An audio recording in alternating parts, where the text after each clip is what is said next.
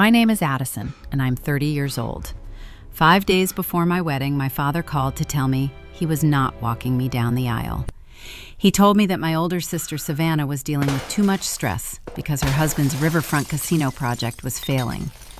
He said that seeing me happy and supported by a proud patriarch would upset her too much.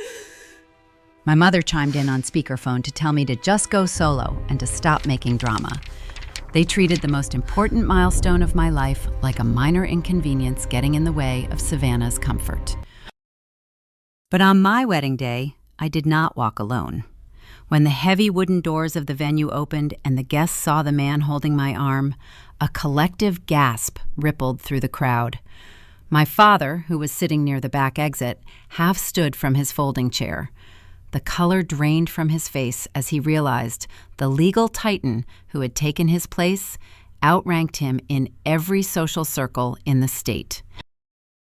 Welcome to Maya Tells Stories. Before I explain why my parents were willing to trade my wedding to save my brother-in-law from federal indictment, do me a favor. Drop your age in the comments and let me know where you are listening from tonight.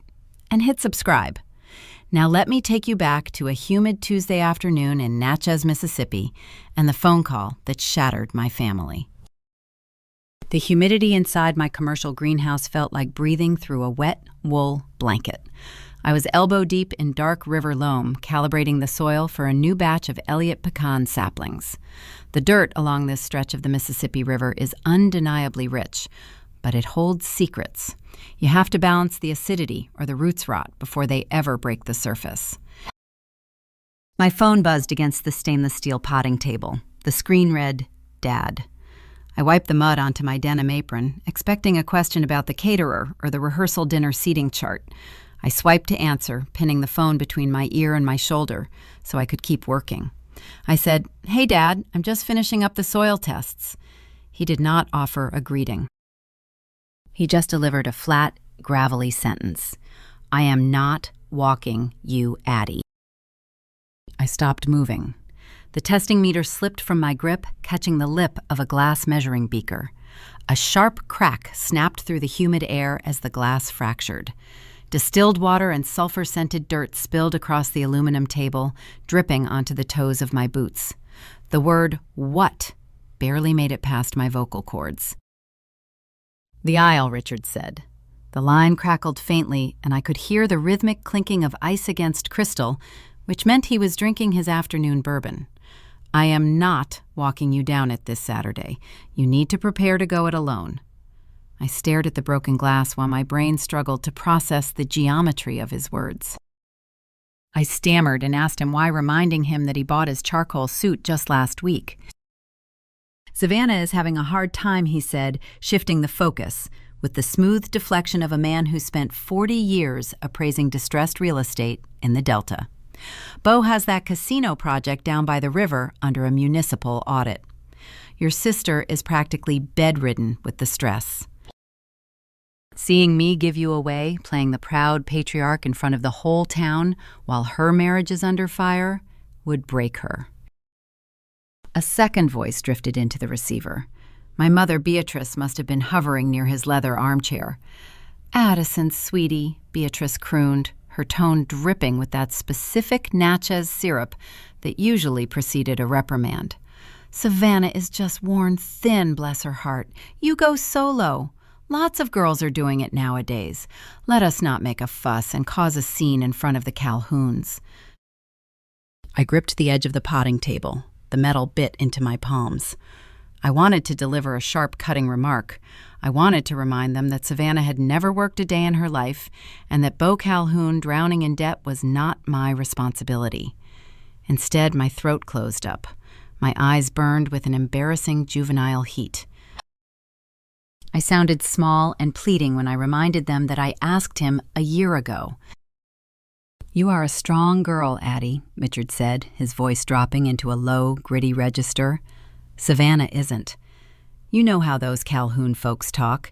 If Bo loses face in this town, the bank calls his notes.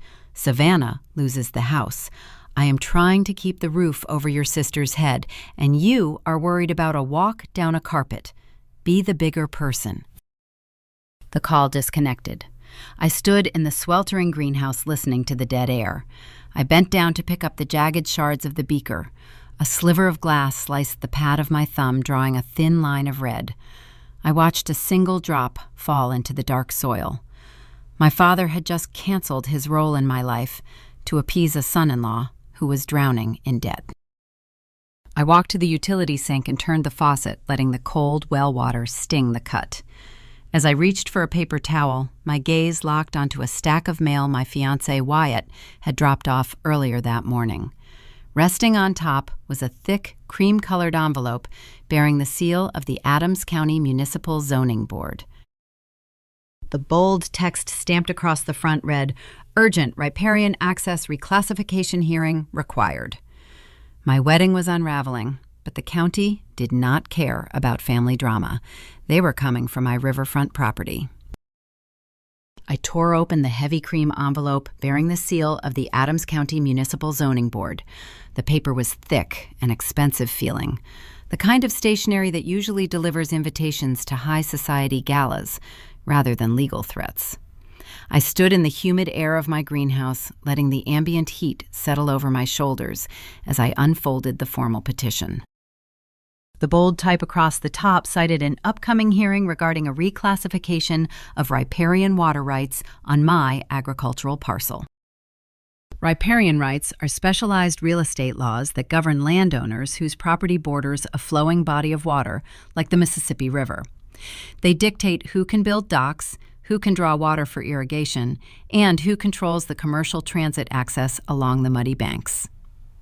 My pecan orchard bordered a highly coveted half-mile stretch of deep water access. I read the dense municipal jargon printed on the page. The county board was not requesting a routine soil inspection. They were scheduling a mandatory hearing to debate granting a commercial easement straight through my lower orchard. The petition claimed the easement was necessary for proposed municipal development and infrastructure improvements. I traced the raised ink of the county seal with my wounded thumb. The sting of the cut sharpened my focus. The county zoning board in Natchez did not act autonomously. They operated as an extension of the old money families who dictated the local economy, families like the Calhouns. The pieces of the puzzle began to lock together, forming a picture I desperately wanted to ignore. My sister Savannah was married to Beauregard Calhoun, a man everyone called Beau. He was a charismatic local developer who possessed a famous last name but lacked the fundamental business acumen to match it. Beau had recently leveraged his family reputation to secure a staggering amount of municipal loans for a new riverfront casino project. The proposed construction site sat on a landlocked parcel of dirt just north of my property lines. Beau was boxed in by the high limestone bluffs to the east and a state highway to the north. He needed deep water access to bring in the heavy construction barges required to lay the casino foundation. He needed my riverbank. I lowered the letter to the aluminum potting table. My father calling to cancel his role in my wedding was not an isolated emotional outburst. It was a calculated softening tactic. It was a psychological maneuver designed to keep me off balance and vulnerable before the legal ambush arrived. To understand why a father would willingly sabotage his youngest daughter on her wedding day, you have to understand the specific soil Richard grew up in. My father was not born into the velvet-draped parlors of Natchez. He was born into the crushing, suffocating poverty of the Mississippi Delta. He grew up in a shotgun shack with a rattling tin roof and uneven dirt floors. He spent his childhood wearing out the soles of second-hand shoes and learning the specific gnawing ache of going to bed hungry. Poverty like that does not just leave you when your bank account balance increases. It burrows into your bone marrow. It becomes a chronic, terrifying hum in the back of your mind. Richard spent 40 years clawing his way out of that Delta mud. He became a real estate appraiser, learning to assign precise numerical value to other people's land because he never felt secure on his own. He bought a stately brick home in Adams County and married my mother, Beatrice, a woman whose pedigree was slightly more polished than his own. But my father always felt like an imposter among the wealthy Southern elite. He viewed his daughters not just as children, but as strategic investments meant to secure the family legacy against the ruin he constantly feared. Savannah was his golden ticket. She was raised to be the quintessential Southern belle. My mother pushed her into endless beauty pageants, etiquette classes, and the annual Natchez Spring Pilgrimage. Savannah learned how to wear restrictive hoop skirts, smile on command, and navigate the delicate social politics of the historic garden clubs. When she married Beau Calhoun, my parents treated the union like an insurance policy. Beau represented generational wealth. He represented a permanent shield against the poverty that still haunted my father's nightmares. I was the disappointment. I had zero interest in learning how to pour tea for the Historical Society or securing a husband with a trust fund. I preferred the quiet, predictable science of agriculture. I spent my teenage years grafting saplings and studying soil compositions. When I announced I was pursuing an agricultural science degree, my mother wept as if I had announced a prison sentence. My father called it playing in the mud. They refused to contribute a single dollar to my tuition. I funded my own education. I worked grueling shifts at a local farm supply store and applied for specialized agricultural grants. I bought my blighted pecan orchard at a municipal tax auction using every cent of my savings. I spent years nurturing the diseased trees back to health, balancing the soil pH, and clearing away the invasive kudzu vines that choked the branches. I built my life with my own calloused hands. My parents never respected my work. They viewed my orchard as a peculiar hobby that failed to elevate their social standing. Savannah was the fragile, prized porcelain doll resting on the mantel, while I was the sturdy wooden stepping stool they kept in the garage. Standing in the greenhouse looking at the legal petition, I felt a toxic mixture of burning resentment and tragic understanding. The emotion was profoundly messy. I hated my father in that moment, but I also pitied him. He was not operating out of pure, unadulterated malice. He was acting out of an ancient, desperate trauma. He genuinely believed that Beau Calhoun was the only thing keeping the family relevant. He knew Beau was over-leveraged and drowning in debt.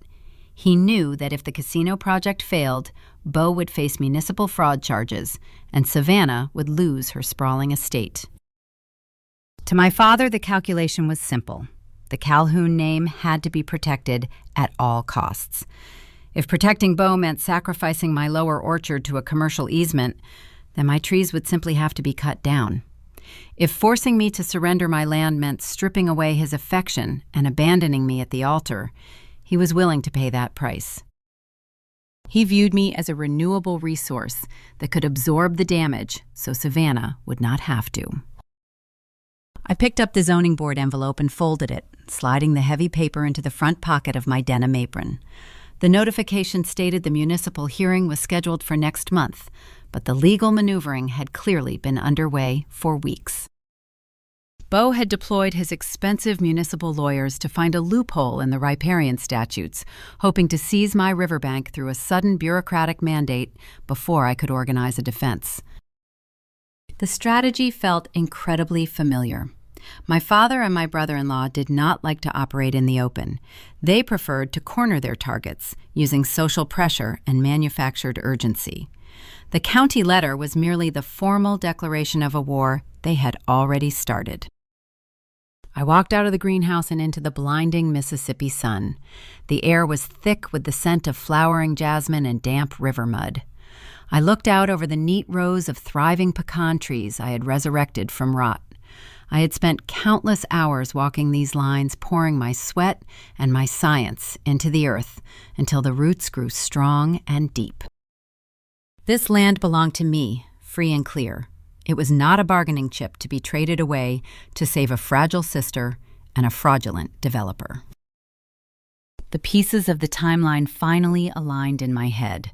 The sudden phone call from my father, the convenient excuse about Savannah suffering from stress, the unexpected arrival of the county zoning petition. This was a coordinated sequence of events. They were trying to isolate me emotionally so I would fold legally. My mind drifted back to a specific evening 2 weeks prior. The subtle manipulation had not started with the phone call today. The seeds of this betrayal had been planted over plates of blackened redfish and iced tea at a local waterfront restaurant. That dinner was supposed to be a simple family celebration for my upcoming wedding, but it had quickly devolved into a suffocating trap. I realized now that the awkward conversation at the dinner table was actually the moment my family decided I was expendable. The Mississippi River rolled past the expansive windows of the waterfront restaurant, moving with a dark, sluggish power. 2 weeks before my father delivered his ultimatum over the phone, we had all gathered at a long, polished mahogany table. The occasion was supposed to be a relaxed dinner, celebrating my final dress fitting. The reality of the evening felt more like an impending deposition. My parents sat across from me, holding menus they were barely reading. Savannah sat next to my mother, picking at the condensation on her water glass, looking pale and distracted. Beside her sat Beau Calhoun. Beau possessed the kind of manufactured Southern charm that worked perfectly on country club investors, but usually dissolved under close scrutiny. He wore a light blue seersucker suit that looked crisp, but his forehead was beaded with sweat, despite the powerful air conditioning cooling the dining room. He checked his phone every 3 minutes, his thumbs moving frantically across the screen. Wyatt sat beside me, his heavy, calloused hand resting gently over my knee beneath the table. Wyatt managed commercial logistics for a major barge company operating out of the port of Natchez. He spent his days scheduling massive shipments of grain and crude oil moving up and down the river. He was pragmatic, steady, and possessing an internal quiet that my loud, performative family never understood. The waiter cleared our appetizer plates and refilled the sweet tea. The polite, superficial conversation about wedding floral arrangements hit a sudden, jarring dead end. Beau placed his phone face down on the mahogany table and leaned forward, folding his hands together. Addison, he started his voice projecting a forced casual tone. I have been meaning to ask you a quick favor regarding that little farm you run. The casino project is moving into the primary foundation phase next month, and the State Highway Commission is dragging their feet on the northern access permits. We need a secondary route to bring the heavy pile drivers down to the water. I set my fork down, feeling the sudden shift in the atmospheric pressure around the table. The casino Beau was developing required massive steel pylons driven deep into the riverbed to support the commercial structure. The equipment needed to transport and install those pylons was immense. I was looking at the topographical maps this morning, Beau continued, offering a wide, rehearsed smile. Your lower orchard offers a direct flat line straight from the county road to the riverbank. If you could just grant a temporary municipal easement, we could run the construction vehicles right through your property lines. It would save the project weeks of bureaucratic delays. He asked the question with the breezy entitlement of a man accustomed to taking whatever he required. He casually requested to route multi-ton industrial machinery through an agricultural ecosystem I had spent years meticulously balancing. Wyatt shifted in his chair beside me. The relaxed posture of a supportive fiancé vanished, replaced by the sharp, analytical focus of a logistics manager who understood the destructive reality of heavy commercial freight. Beau Wyatt asked, his tone level and direct. What is the gross tonnage on the vehicles you plan to route through Addison's property? Are we talking standard flatbeds or track-mounted pile drivers? Beau blinked, clearly surprised by the pushback from a man he considered blue-collar labor. Track-mounted equipment, naturally, Wyatt. It is a major commercial build. Track-mounted equipment operating at that tonnage will destroy the topsoil, Wyatt stated plainly. The compaction will ruin the root systems of any surrounding pecan trees. Furthermore, an easement transfers legal liability. If one of your contractors spills diesel fuel or damages the riparian shoreline during transit, Addison could be facing catastrophic fines from the Environmental Protection Agency. Who holds the liability insurance for this transit route? The question hung in the air, exposing the massive, uncalculated risks hidden beneath Beau's casual request. Beau flushed a deep, angry red, his manufactured charm fracturing instantly. He looked at Wyatt with open hostility, clearly furious that the working-class fiancé was dismantling his request with basic logistical facts. I felt a sudden protective flare of anxiety. I appreciated Wyatt defending the orchard, but my family dynamics were a volatile minefield that required delicate navigation. My parents viewed direct confrontation as a mortal insult. I needed to control the narrative before the dinner devolved into an open shouting match. "Wyatt, I have got this." I snapped, my voice sharper than I intended. The words slipped out, fueled by a lifetime of conditioning to manage my family's fragile egos.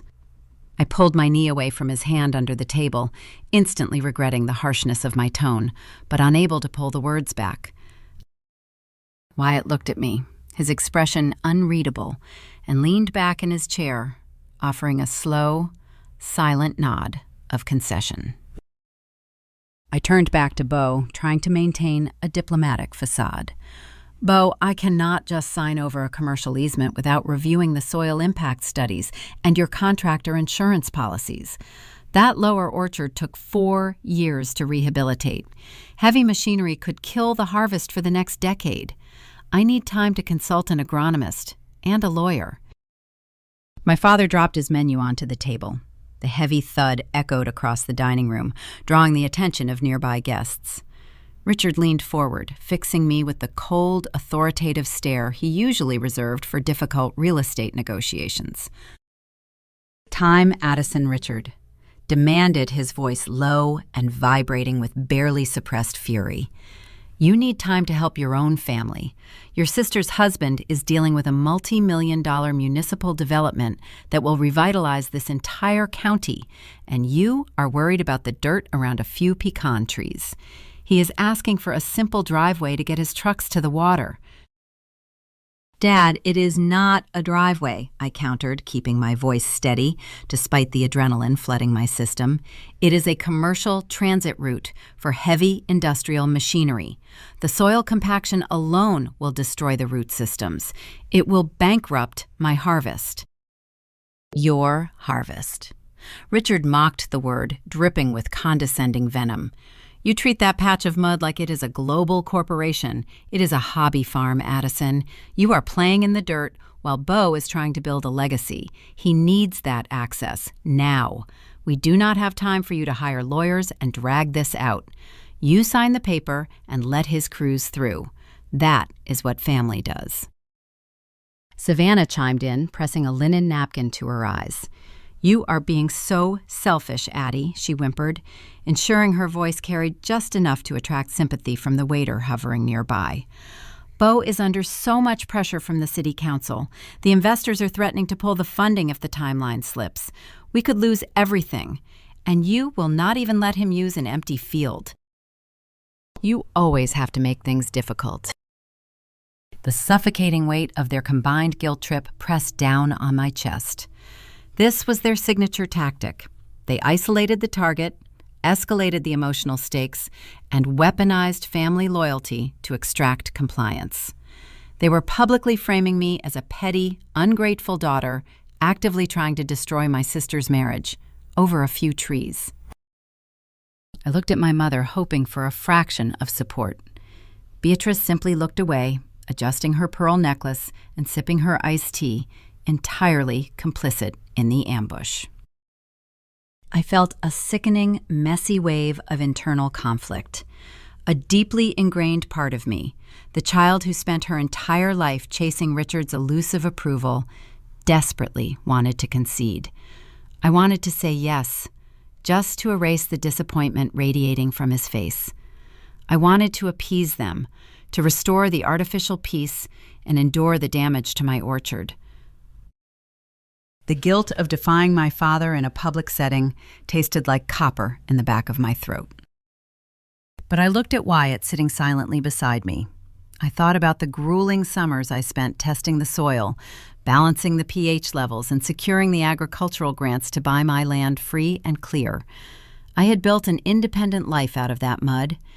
If I handed Beau the keys to my perimeter, he would destroy it without a second thought, and my parents would applaud him while he did it. I took a slow, deep breath, forcing the air into my tight lungs. "I am not signing anything tonight," I stated, my voice trembling slightly, but holding its ground. "Provide the liability insurance documents and the environmental impact reports. Until I review those, the answer is no."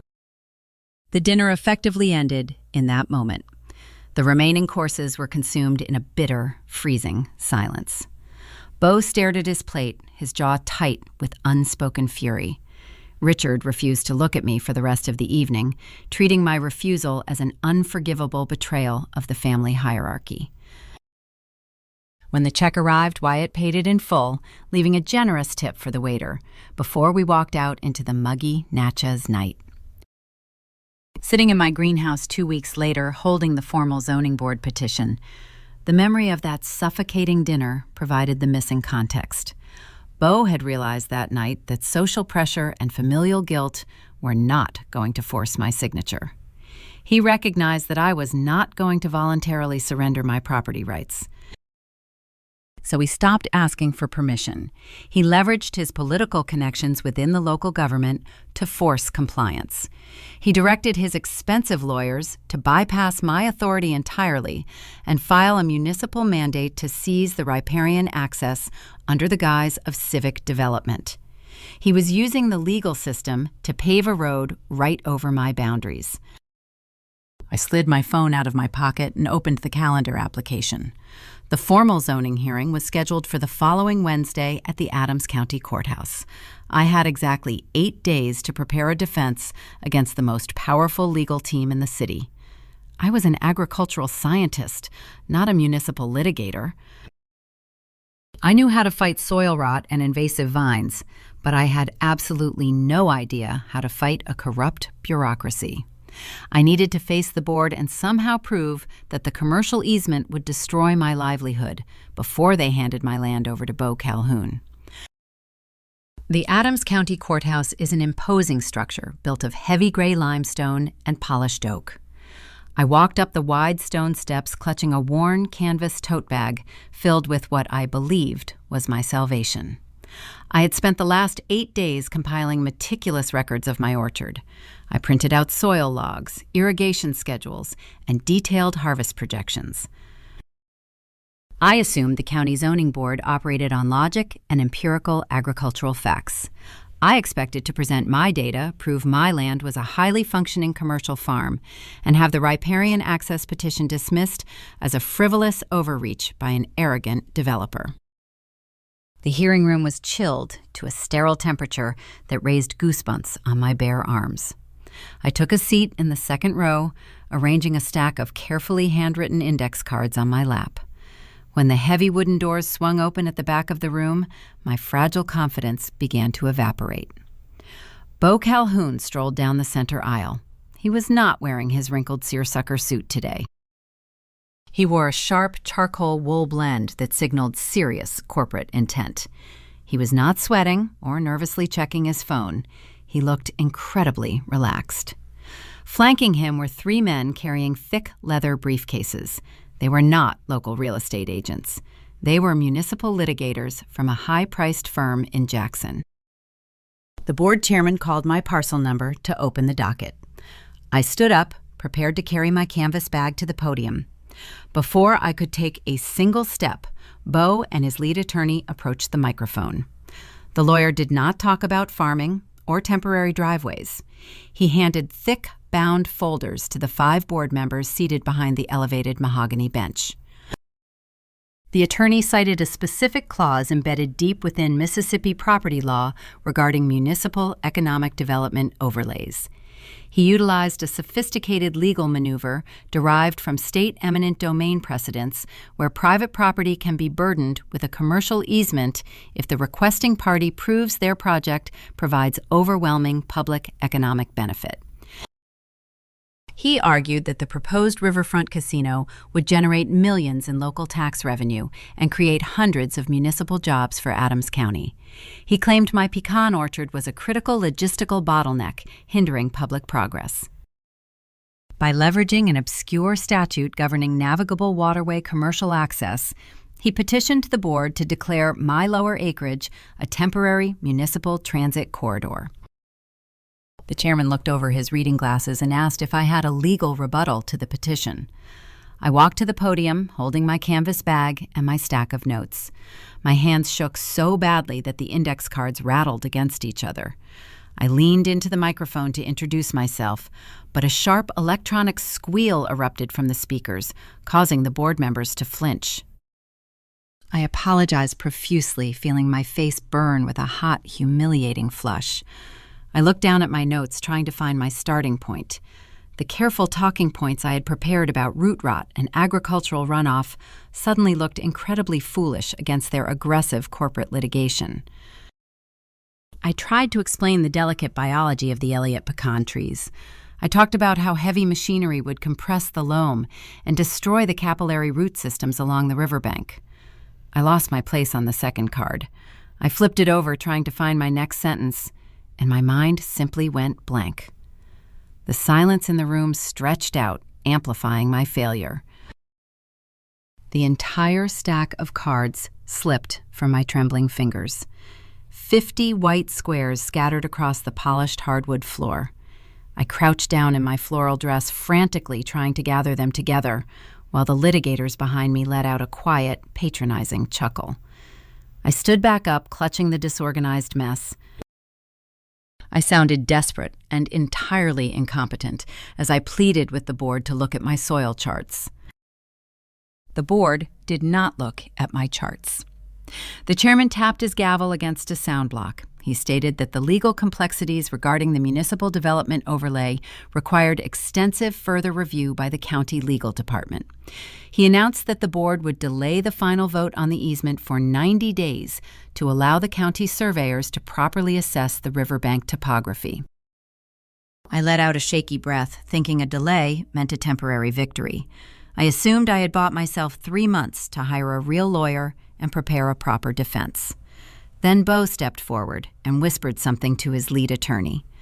The lawyer leaned into the microphone and made a secondary motion. He requested an administrative freeze on the contested parcel during the 90-day review period to prevent any environmental alterations or agricultural tampering that might affect the surveyor reports. The chairman agreed without a second of hesitation. He struck his gavel and placed a formal administrative injunction on my lower orchard. He explicitly stated that no heavy equipment could be operated and no commercial agricultural activity could take place on that specific acreage until the board issued a final ruling in 3 months. The calculation was brilliantly cruel. 3 months covered the exact duration of the upcoming autumn pecan harvest. By legally freezing my land, the zoning board was barring me from running my harvesters or collecting my crop. My entire seasonal yield would rot on the damp Mississippi ground. The financial loss would be catastrophic, threatening my ability to pay my property taxes and maintain my farm equipment for the upcoming year. Bo did not just want to build a road through my trees. He was utilizing the bureaucratic machinery of Adams County to starve me into bankruptcy, so I would have no choice but to sell the land to him at a fraction of its value to survive. I walked out of the courthouse feeling physically sick. The sheer precision of the legal ambush meant it had been planned for weeks. My father had to know about this strategy. As a veteran real estate appraiser who dealt with municipal zoning boards daily, Richard would have recognized the timeline and the economic development clauses immediately. He had called to cancel his wedding walk 5 days before the ceremony to distract me with a personal emotional crisis, while his son-in-law loaded the legal gun. The realization ignited a raw, unfiltered rage deep in my chest. The tears of embarrassment from dropping my notes dried up, instantly replaced by a burning need for a reckoning. I drove away from the courthouse knowing my polite diplomacy had failed. The legal battle over the riverfront was lost for the season, but the family deception could not go unanswered. I turned my truck away from the orchard and headed straight toward the manicured streets of the historic district where my parents lived. The drive from the Adams County Courthouse to my parents' house in the historic district took 12 minutes. I gripped the steering wheel of my truck so tight my knuckles ached. The streets here were lined with ancient live oaks draped in Spanish moss, throwing long, creeping shadows across pristine, manicured lawns. My parents lived in a restored antebellum home with wide columns and a wraparound porch. It was the physical embodiment of the status they worshipped. I parked my truck on the cobblestone driveway, leaving the engine running for a brief moment to collect myself. I wanted to walk up those brick steps with cold calculation. I wanted to deliver a precise legal threat that would make my father regret underestimating me. Instead, my heart hammered a frantic, irregular rhythm against my ribs. My floral dress was still wrinkled from gathering my dropped notes on the courthouse floor. I found them on the back patio. Richard sat in a wicker chair reading a real estate periodical. Beatrice reclined on a floral cushioned settee holding a frosted mason jar of sweet tea. They looked the picture of Southern tranquility. They did not look like people who had just orchestrated the financial ruin of their youngest daughter. I unlatched the wrought iron gate and stepped onto the brick pavers. My heavy boots scraped against the stone. Richard looked up from his magazine. He did not seem surprised to see me. He slowly folded the glossy pages and set them on the glass patio table. Beatrice offered a tight, nervous smile. I told him the zoning board froze my harvest. I kept my voice low, trying to force the syllables through a throat tight with fury. I said he knew about the municipal development overlay clause, and he knew Beau was going to file that petition to starve me out. Richard did not deny it. He leaned back in his wicker chair, crossing one leg over his knee. He stated that the legal strategy belonged to the Calhoun lawyers, but he advised Beau on the timeline. He admitted it with the casual detachment of a man discussing weather patterns. He said the delay tactic was necessary because I was being stubborn and refusing to see the broader picture. I demanded to know what picture justified bankrupting my orchard. I told him my entire seasonal yield would rot on the ground and I would default on my property taxes. My father stood up. The relaxed posture vanished. The harsh, terrified edge of his Delta upbringing surfaced in his eyes. He stepped closer to me, his voice dropping into a harsh, gravelly register. He told me the casino was not just a stalled construction project. He revealed that Beau had leveraged his municipal loans against unverified commercial assets. Beau was moving money between shell accounts to cover his initial investor payouts. Richard said if the riverfront development did not break ground this month, the primary lenders would initiate a forensic audit. If the bank auditors looked at the ledgers, Beau would face federal indictment for bank fraud. My father was not trying to secure a driveway. He was trying to prevent his son-in-law from going to a federal penitentiary. I stared at him, feeling a cold sickness settle in my stomach. They were asking me to sacrifice my land to cover up a felony. Beatrice stood up from her settee, her bracelets clinking together. She moved toward me, with tears brimming in her eyes. She grabbed my arm, her grip desperate and tight. She pleaded with me to understand Savannah's position. She said the spring pilgrimage was only a few months away. Savannah was slotted to host the opening garden gala. If Beau was indicted, the scandal would destroy her social standing. Beatrice cried, saying Savannah possessed no skills to survive a public humiliation and a seized estate. She begged me to sign the easement paperwork and save my sister from total ruin. They expected me to yield. They looked at me with the unwavering assumption that I would absorb the financial blow to protect their fragile masterpiece. The pressure inside my chest reached an unbearable density. The polite conditioning that usually governed my interactions snapped. I did not have a sharp cinematic response. I did not possess the cool detachment of a corporate litigator. The betrayal was too deep, and the panic of losing my farm was too real. I pulled my arm out of my mother's grip. The physical motion was erratic and uncoordinated.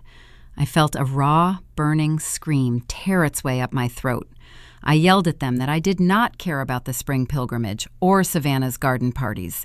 I yelled that I built my life out of the mud while they polished a fake crown for a criminal. My voice cracked on the final words, splintering into a harsh, pathetic sob. The lack of control shamed me, but the adrenaline demanded a release. My eyes darted to the glass patio table. I grabbed the heavy mason jar of iced sweet tea. The condensation made it slippery in my grip.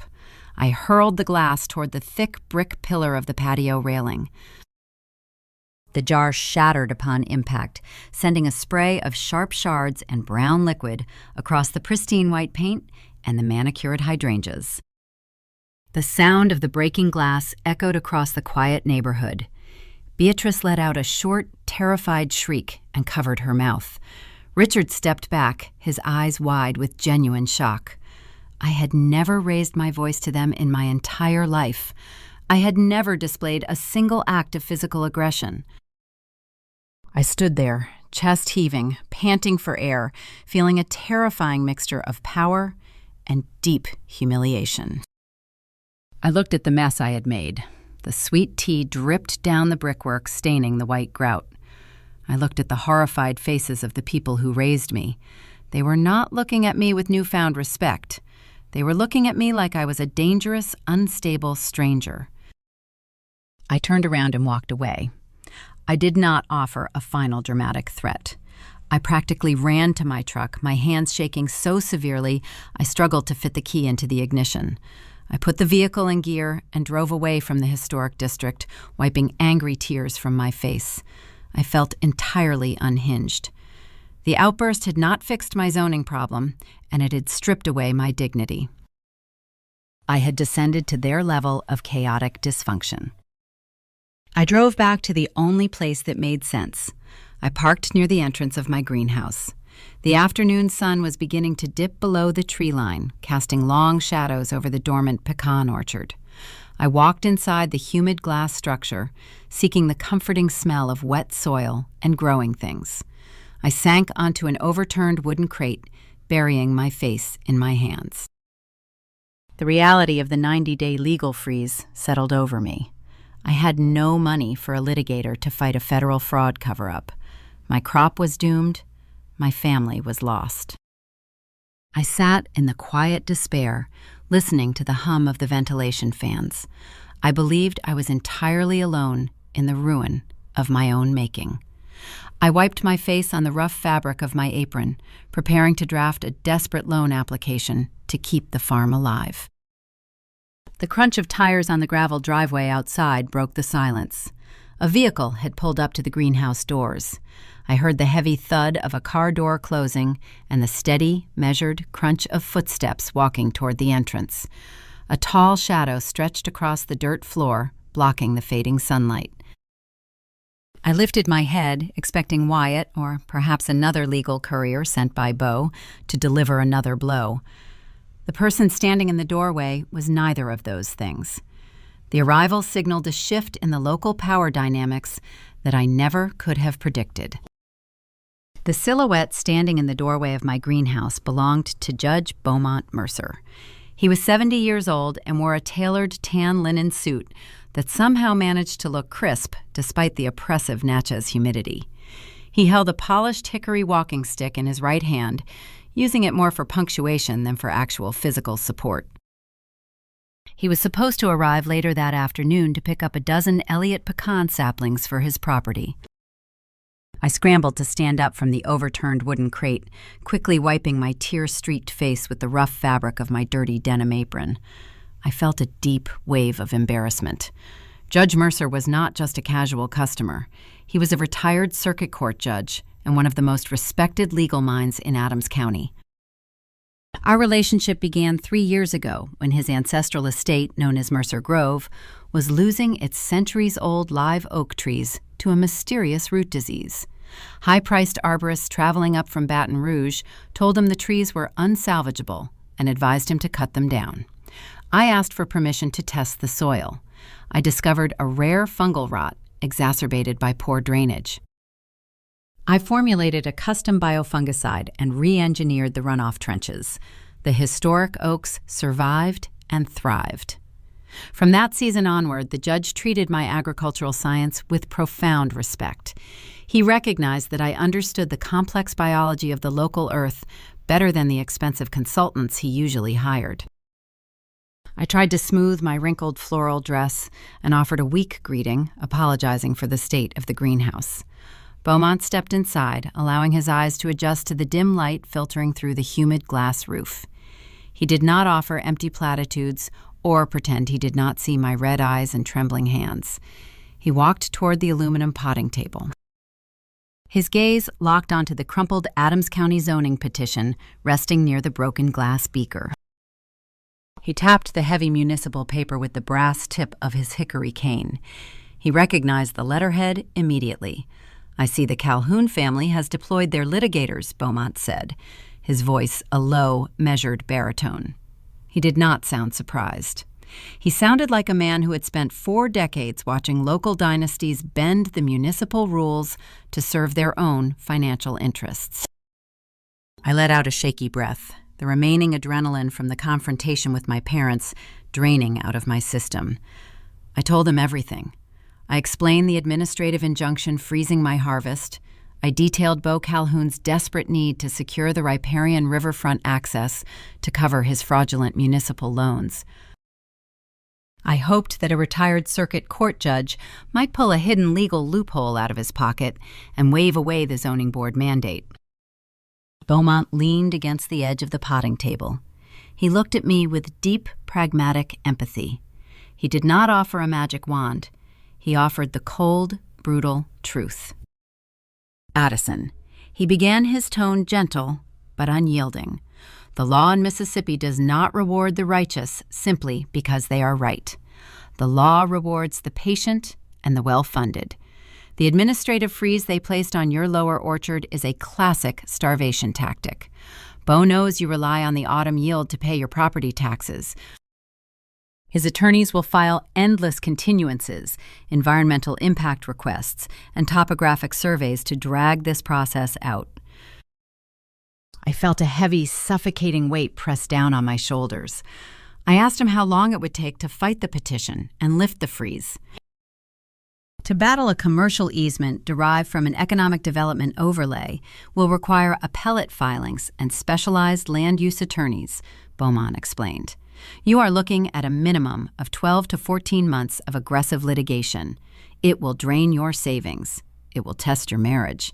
It will push you to the edge of bankruptcy before you ever see the inside of a courtroom." The clinical reality of his words should have devastated me further, but strangely, they had the opposite effect. For the past 2 weeks, my parents had treated me like a selfish, hysterical child, overreacting to a simple request. Having a brilliant legal mind validate the severity of the threat grounded me. He confirmed that I was not crazy. I was under a highly coordinated corporate siege. I looked down at the dark soil coating my boots. I told him I did not care if it drained every cent I possessed. I told him I would rather lose the farm to the bank fighting for my boundaries than hand it over to a fraud to save my sister's social standing. Beaumont offered a slow, respectful nod. The legal conversation concluded. He shifted his posture, resting both hands on the top of his cane. The sharp, analytical gaze of the judge softened into the warm, observant gaze of a mentor. He looked at the calendar pinned to the greenhouse wall. He noted that the upcoming Saturday was circled in bright red ink. "Facing a municipal land grab days before you walk down the aisle is a heavy burden for any bride to carry," Beaumont said quietly. "I imagine your father is having a difficult time managing the tension between you and Savannah. How is Richard handling the strain?" The question pierced the armor I was trying to rebuild. I swallowed hard, fighting the sudden lump in my throat. I could not maintain the facade of a unified family. I confessed the details of the phone call. I told him that Richard was the one advising Beau on the municipal timeline. I admitted that my father refused to walk me down the aisle because I refused to sign a... I admitted that my parents viewed my wedding as acceptable collateral damage. I waited for the pity. I expected the awkward, uncomfortable silence that usually follows a messy domestic revelation. Beaumont did not pity me. He stood incredibly still, his jaw tightening, with a quiet, fierce indignation. He looked around the humid greenhouse, observing the thriving Elliott pecan saplings and the rich, dark earth I had cultivated with my own hands. He looked at me not as a broken daughter, but as a woman who had built an entire ecosystem through sheer resilience. A father is supposed to protect your ground, Addison Beaumont said, his voice resonating with deep, unwavering conviction. When the storms come and the floods rise, a father is supposed to stand on that mud with you and hold the line. He is not supposed to hand the gate keys to the men trying to wash you away. I wiped another stray tear from my cheek, nodding silently. Beaumont took a step closer, his eyes locking onto mine with profound sincerity. Who is taking your arm when those doors open on Saturday? I told him nobody. I said I was preparing to walk alone.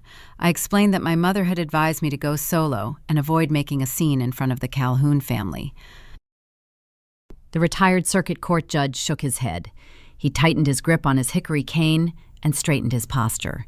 He told me that no woman who works as hard as I do should ever have to walk toward her future husband unaccompanied. He said it would be the greatest honor of his life to escort the strongest woman in Adams County down the aisle. He offered to stand in the place my father had so carelessly abandoned. The offer caught me entirely off guard. It was not a gesture of charity.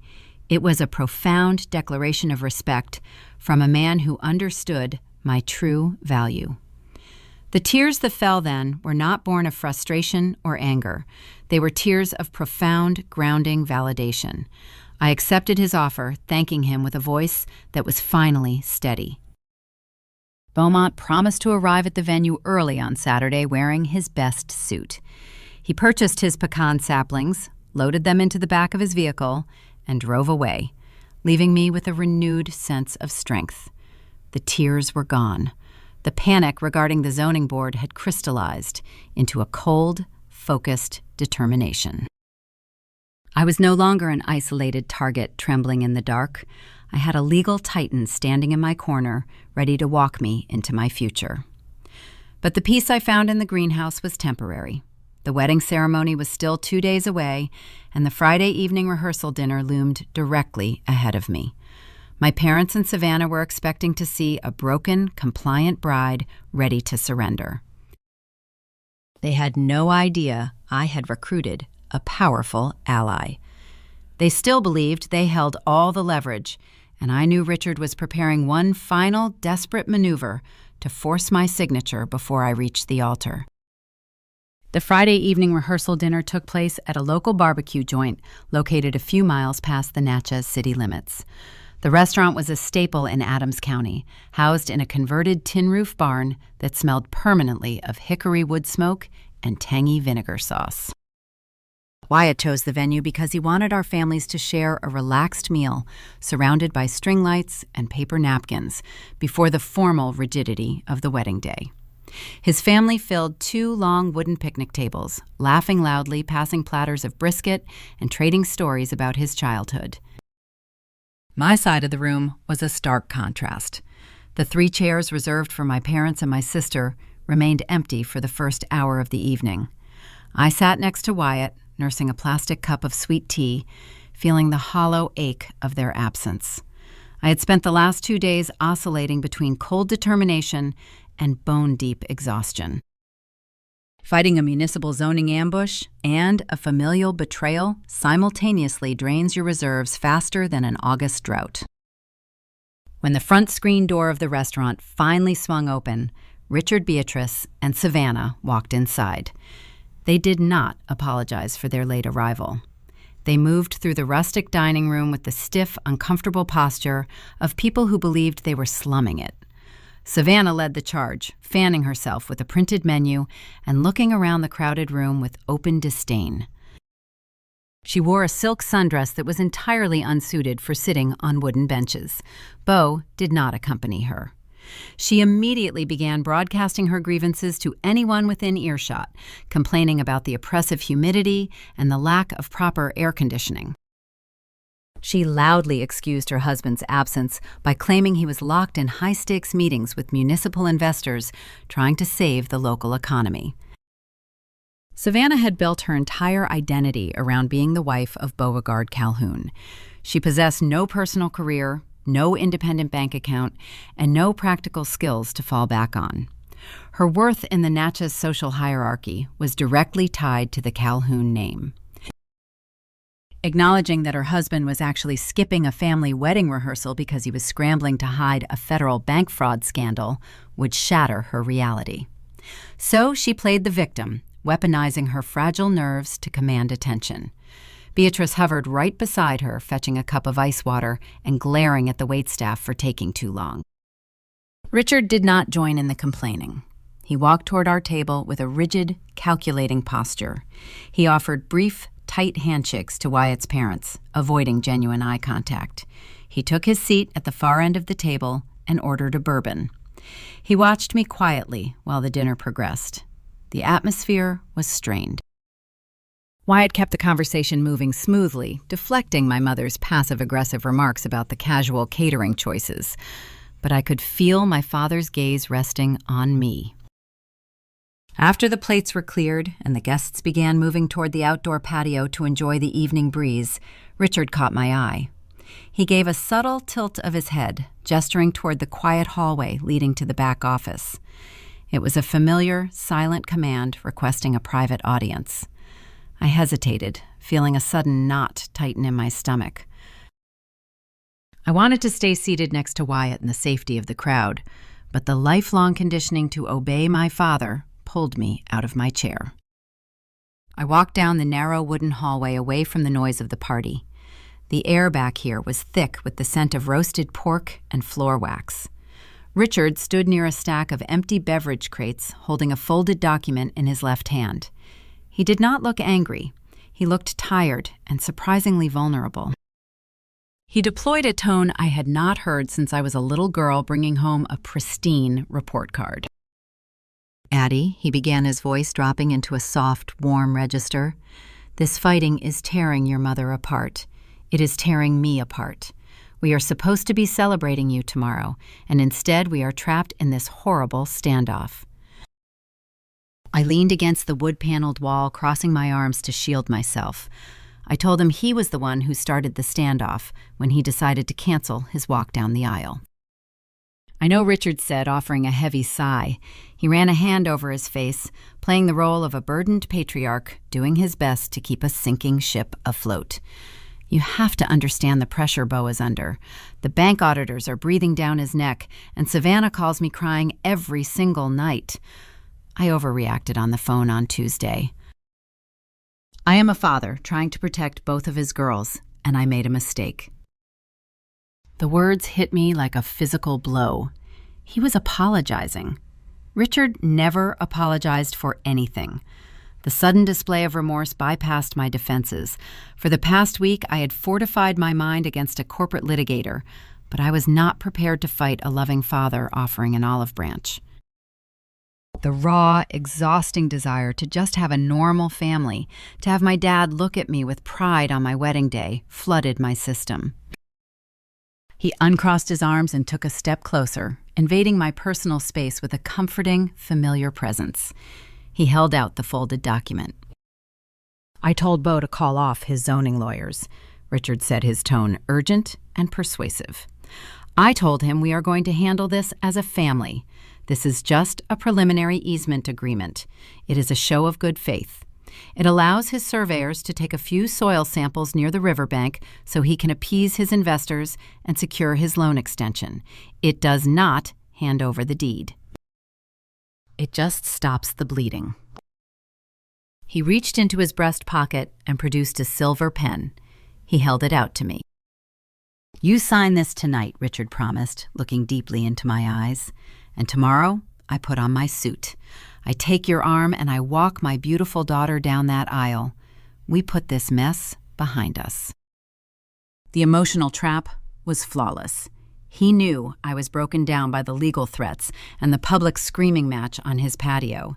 He knew my greatest weakness was my craving for his validation. He dangled the one thing I wanted most, the picture-perfect father walking his daughter into her future, and he priced it at the cost of my signature. The internal conflict was agonizing. My rational mind screamed that the document was a trap. A preliminary easement was a legally binding foothold that Beau's lawyers would use to permanently break my riparian rights. But my heart felt heavy and desperate. The thought of standing alone in front of my guests tomorrow, absorbing the pitying stares of the local society, felt unbearable. I wanted the fighting to end. I wanted my dad back. I uncrossed my arms.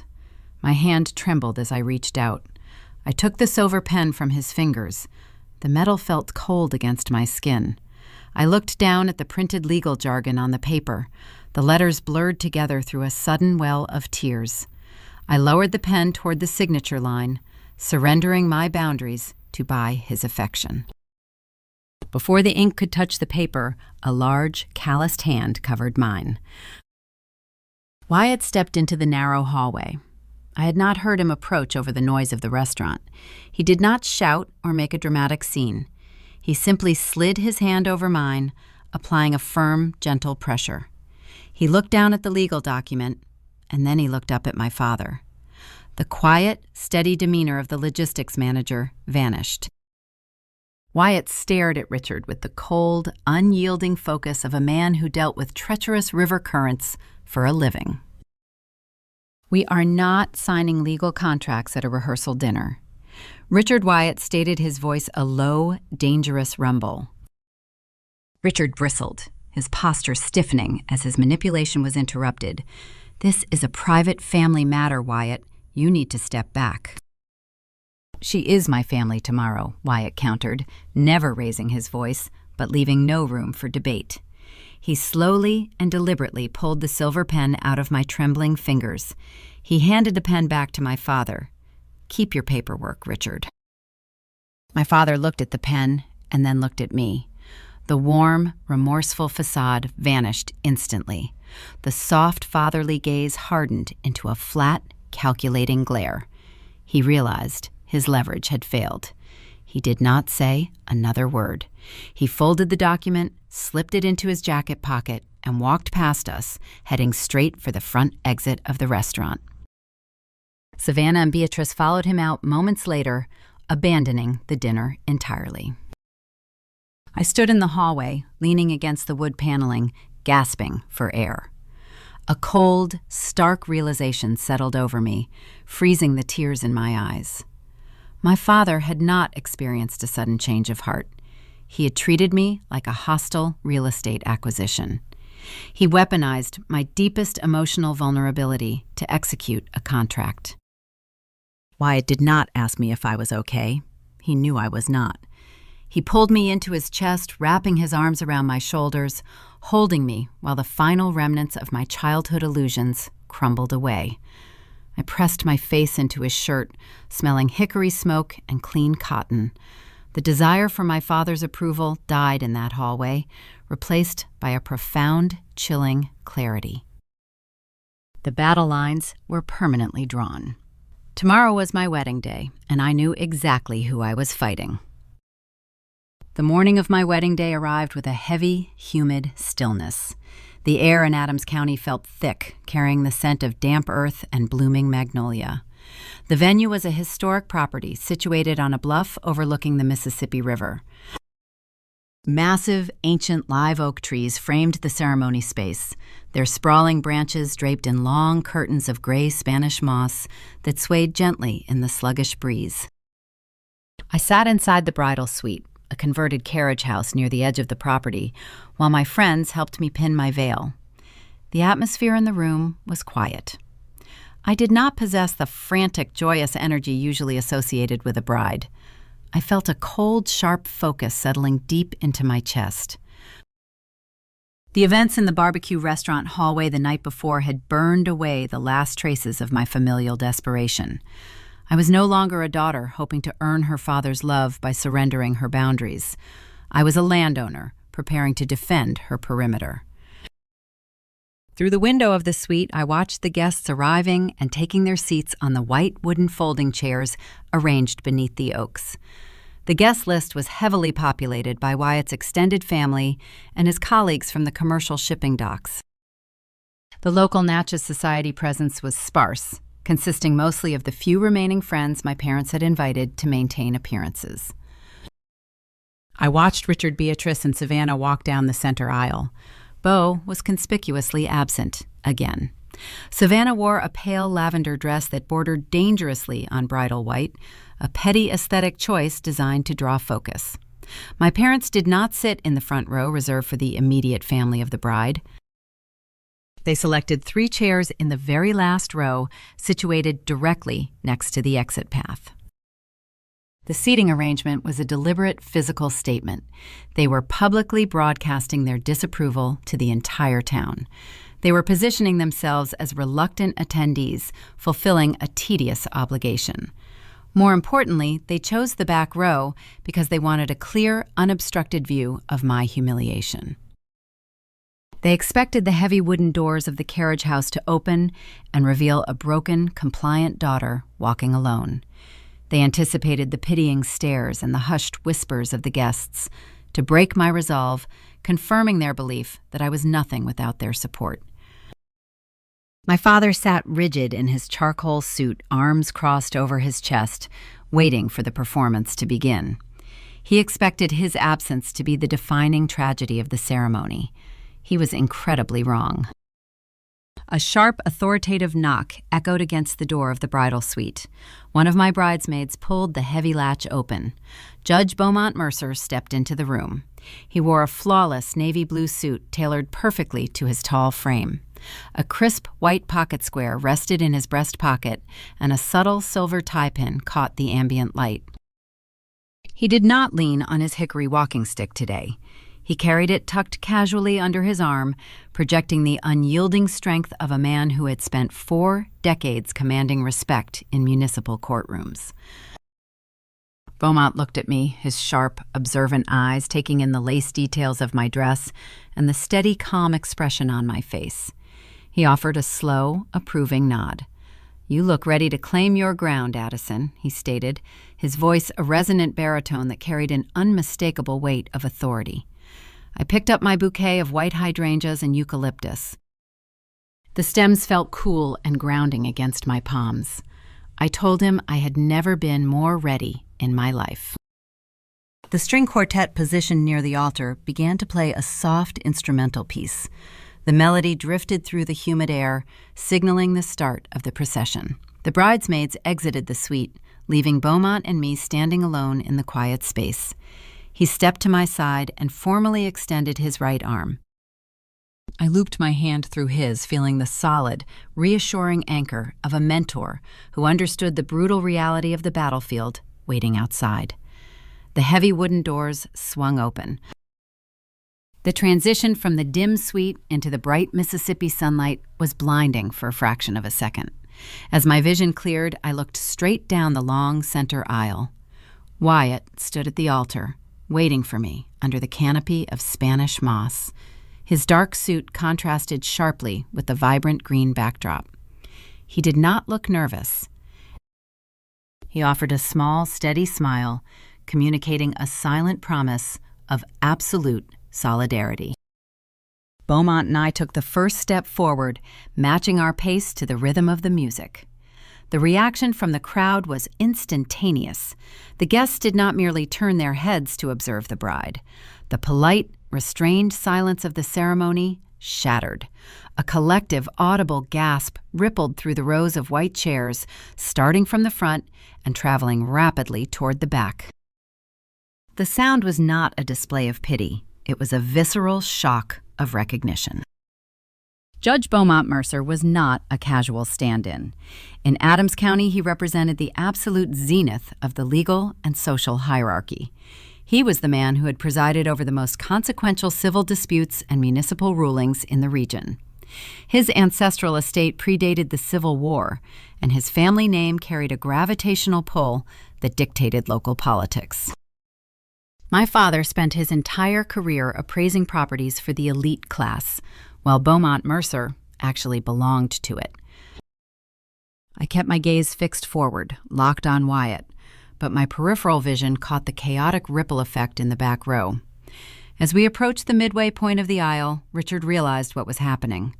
The man who had orchestrated my isolation, the father who tried to weaponize his affection to extract a commercial easement, suddenly understood the magnitude of his miscalculation. Richard half stood from his folding chair, his rigid posture collapsing.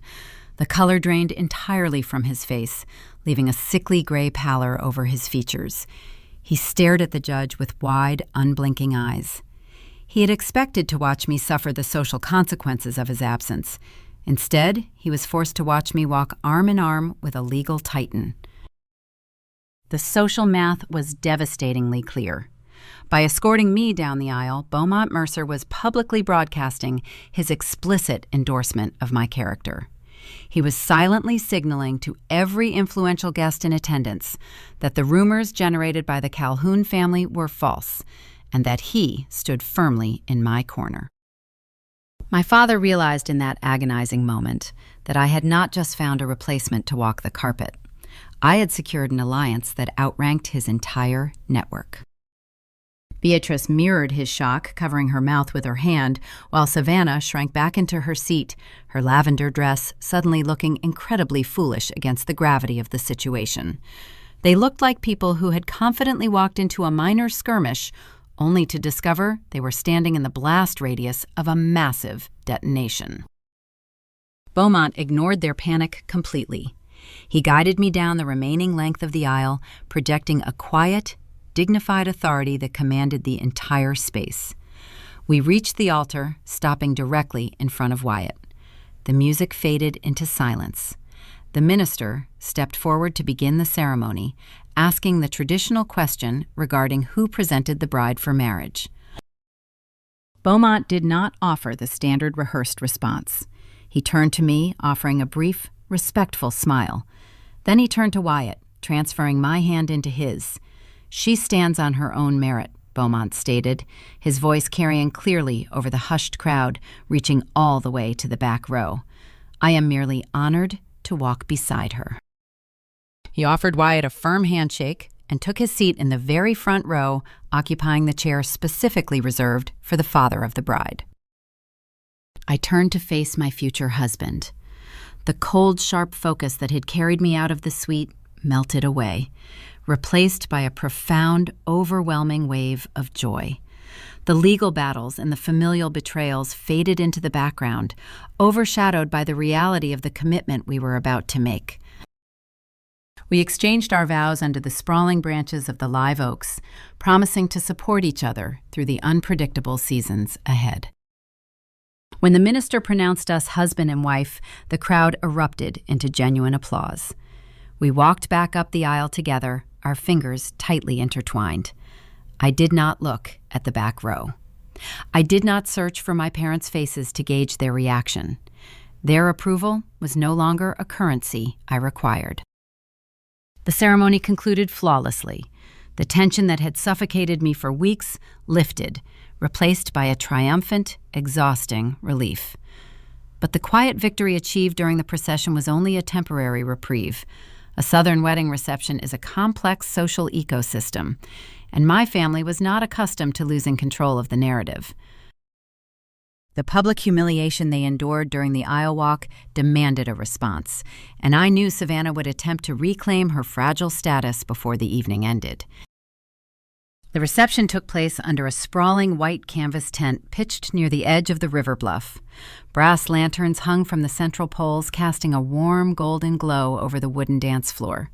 The humid night air carried the rich scents of catered shrimp, roasted pork, and sweet bourbon glaze. A local jazz band played a lively set in the corner, keeping the majority of the guests occupied and laughing. Wyatt and I sat at a small sweetheart table near the edge of the lawn, accepting polite congratulations from passing friends and shipping colleagues. Despite the joyous atmosphere swirling around me, a lingering tightness gripped my shoulders. Surviving the ceremony and delivering a public counterstrike during the procession provided a profound sense of vindication, but it also drained my physical reserves. My feet ached inside my formal shoes. The heavy lace of my dress felt restrictive in the suffocating Natchez heat. I leaned over and whispered to Wyatt that I needed a brief moment of quiet away from the loud music and the clinking glassware to catch my breath. He offered an understanding nod and squeezed my hand, allowing me to slip away unnoticed. I walked across the manicured lawn toward the main plantation house where the indoor restrooms were located. Stepping through the heavy oak front doors provided instant physical relief. The central air conditioning inside the historic home struck my skin, raising immediate goosebumps. The thick walls muffled the sound of the jazz band, reducing the celebration outside to a dull, rhythmic thump. I walked down the dim corridor, tracing the intricate floral pattern of the vintage wallpaper with my fingertips. I just wanted 5 minutes of silence to splash cold water on my wrists and collect my thoughts. As I rounded the corner near the powder room, a figure stepped out from the shadows of an adjacent parlor, blocking my path. The sudden movement caused my heart to jump in my chest. Savannah stood in the center of the hallway. Her pale lavender dress rustled against the polished hardwood floor. She held a crystal glass of champagne, gripping the fragile stem so tight her knuckles appeared bone white. Her makeup remained flawless, but her posture radiated a frantic, erratic energy. My sister had spent her entire life insulated by my parents' wealth and then shielded by the Calhoun name.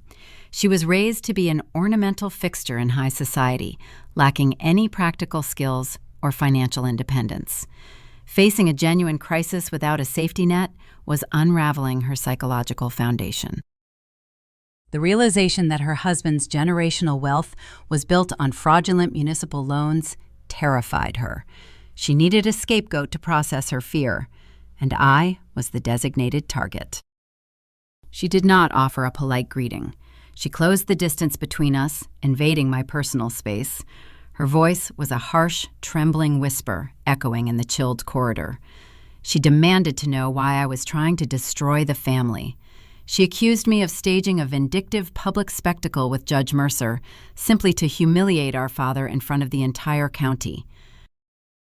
She called me selfish and cruel, stating that I was actively choosing to ruin her marriage over a stubborn attachment to a few muddy acres of pecan trees. I wanted to deliver a calm, devastating response. I wanted to sound like a seasoned litigator dismantling a hostile witness with cold precision. I wanted to project unyielding strength.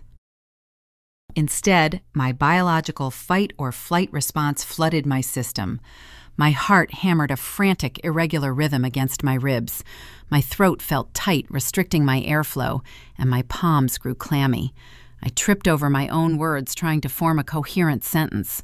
I stammered, pushing the syllables out through a wave of anxious heat rising in my cheeks. I told her the easement was not a simple piece of paper. I tried to explain the riparian statutes and the soil destruction, but the words jumbled together, sounding defensive and weak. I raised my voice, breaking the quiet atmosphere of the hallway. I told her she was blind for ignoring Beau's financial crimes. I called her pathetic. I blurted out that she was pathetic for letting a fraud use our parents as a bank to cover up his failures. I stumbled over the delivery, sounding clumsy and unpolished, but the raw, ugly truth of the statement hung suspended in the chilled air between us. Savannah flinched as if I had struck her. Before she could form a rebuttal, heavy, rapid footsteps echoed down the corridor. Richard rounded the corner. His face flushed a deep, mottled red. He had clearly followed Savannah inside, anticipating a confrontation. He pointed a rigid finger at me, commanding me to lower my voice and apologize to my older sister. He reverted to his default tactic, attempting to assert his patriarchal dominance through sheer volume. He stated that my display during the ceremony was an unforgivable insult to the family hierarchy and demanded I fix the mess I had created. He told me I was acting like an unstable child. I took a step backward, feeling cornered by their combined fury. I opened my mouth to argue, but a steady, rhythmic tapping sounded against the hardwood floor directly behind my father. Judge Beaumont Mercer emerged from the open doorway of the library parlor. He held his hickory cane, walking with slow, deliberate purpose. He did not raise his voice. He did not shout or attempt to match my father's aggressive volume. He simply positioned himself between my family and me, projecting an aura of unyielding legal authority. He looked at Richard with a cold, analytical gaze. Beaumont stated that he had observed the interaction in the narrow hallway of the barbecue restaurant the previous night. He informed my father that cornering a bride hours before her wedding and threatening to withhold familial support unless she signs over commercial property rights meets the strict legal definition of coercion. Beaumont spoke with the quiet, precise cadence of a man reading a final verdict from the bench. He cited specific tenets of Mississippi contract law regarding undue influence. He advised Richard that any signature extracted under emotional manipulation or threats of social abandonment constitutes contractual duress. Beaumont promised that if Richard or Beau ever attempted to present a signed easement obtained through such predatory tactics, he would personally ensure the document was rendered voidable in municipal court. He added that he would formally request a state investigation into extortion. Richard froze. The authoritative bluster drained entirely from his posture. He looked at the retired circuit court judge, and then he looked at me. The reality of his situation crushed him in real time. He realized he could not intimidate a legal titan, and he could no longer manipulate his youngest daughter. His legal threats were neutralized by a superior intellect, and his emotional leverage was permanently gone. My father looked physically broken. He stood in the hallway as a man who had traded his child to protect a failing social illusion and ended up with nothing. He lowered his hand, placing it gently on Savannah's shoulder. He guided my weeping sister away, walking back down the dim corridor in total defeat, without uttering a single word in his defense. I stood in the hallway, breathing heavily, trying to slow my racing heart. I felt a clumsy, painful closure settling over my chest. I had survived the emotional ambush, but the victory felt hollow and exhausting. There was no triumphant joy in watching my father break. There was only a profound, lingering sorrow for the family I was forced to leave behind. Beaumont offered a respectful nod and turned back toward the reception, leaving me a moment to gather my composure. I smoothed the lace of my dress and walked back out into the humid Mississippi night, returning to the warmth of my husband. The wedding day was secure, and the familial ties were severed, but the underlying war over my land was far from over. Beau Calhoun still needed my riverfront access to avoid a federal indictment. I knew his municipal lawyers were preparing an environmental nightmare that would test my resilience long after the string lights faded. The fragile peace secured on my wedding day evaporated entirely the moment I returned to the orchard. The reception tent was dismantled, the catering trucks departed, and the reality of managing a commercial farm under an administrative freeze settled over me like a heavy, suffocating blanket. The autumn harvest approached rapidly. The pecan trees hung heavy with ripening nuts, but the zoning board mandate legally barred me from operating my harvesters on the disputed lower acreage. The fruit of my labor was destined to rot on the damp earth. My husband Wyatt resumed his grueling schedule managing logistics at the commercial shipping docks.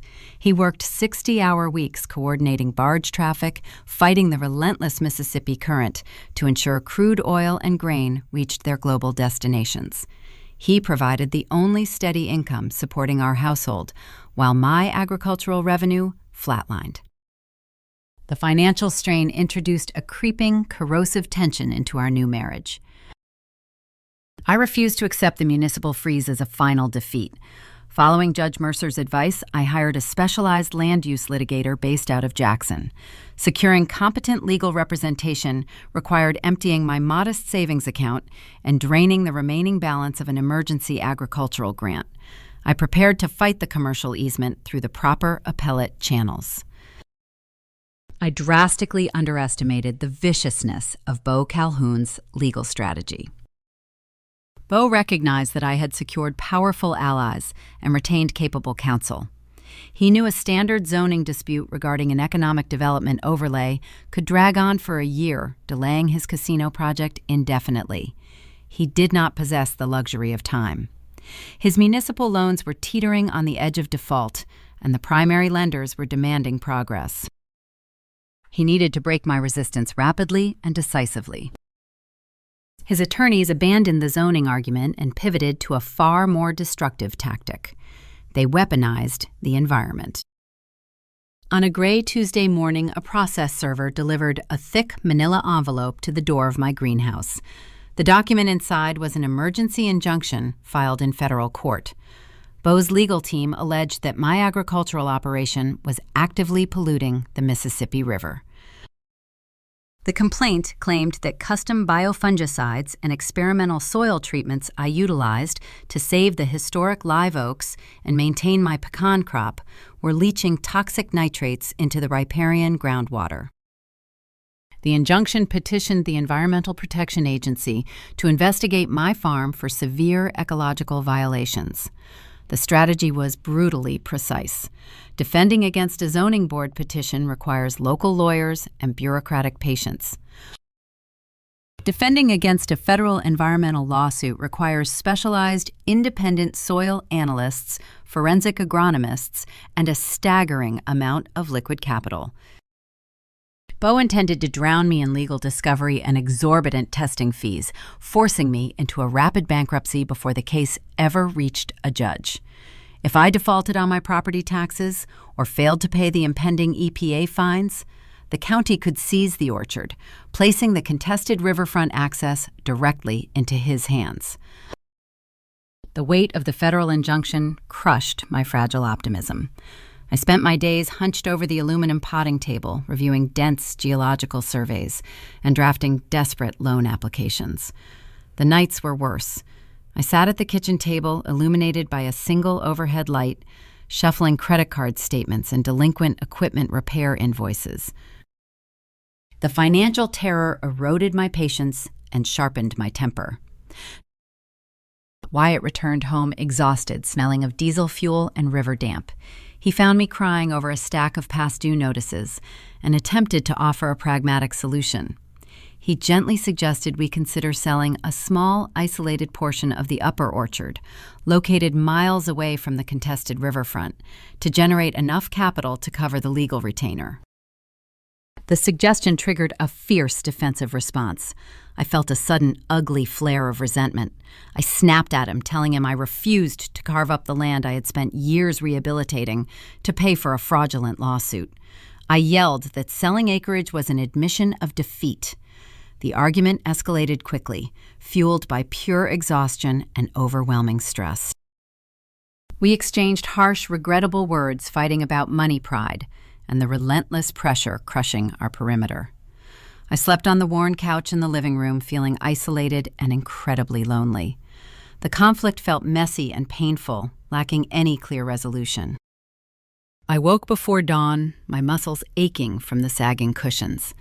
The reality of my situation offered no alternative path. I could not negotiate with Beau, and I refused to surrender. The only mechanism available to defeat the injunction was empirical scientific proof. I had to demonstrate unequivocally that my soil treatments were ecologically benign and that the pollution allegations were a fabricated corporate lie. I contacted an independent environmental testing agency based out of Baton Rouge. Their retainer fee drained the available limit on my final credit card. I maxed out my borrowing capacity to hire a single forensic agronomist named Dr. Addison. Dr. Addison did not offer swift, cinematic victories.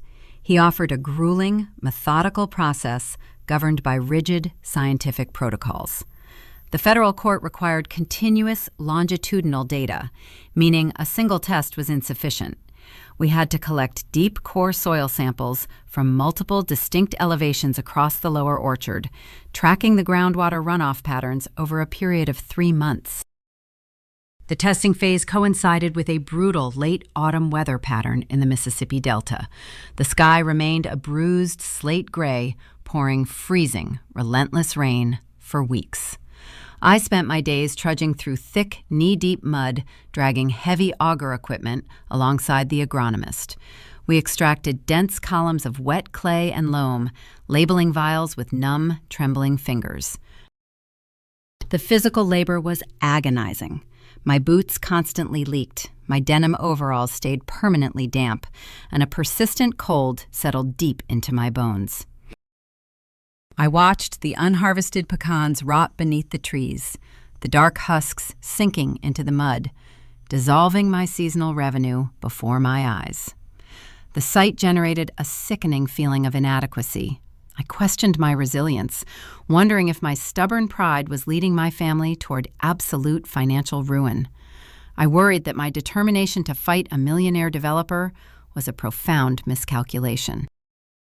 Despite the internal doubt and the agonizing physical conditions, I continued to drill. I collected the samples, charting the topography and recording the runoff velocity.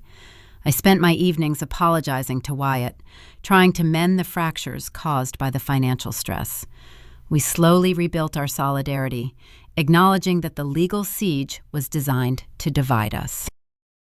3 months of freezing rain and maxed-out credit limits produced a comprehensive environmental portfolio. Dr. Aris compiled the data into a dense technical report analyzing the exact chemical composition of my soil and the specific filtration rates of the riparian groundwater.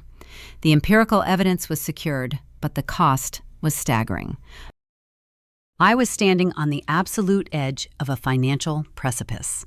I had survived the environmental assault, but I possessed no remaining resources to fight the underlying zoning battle. The agonizing process had stripped away my illusions, leaving only a raw, exhausted perseverance. I prepared to submit the environmental defense to the federal court, hoping the science would shatter Beau's fabricated claims.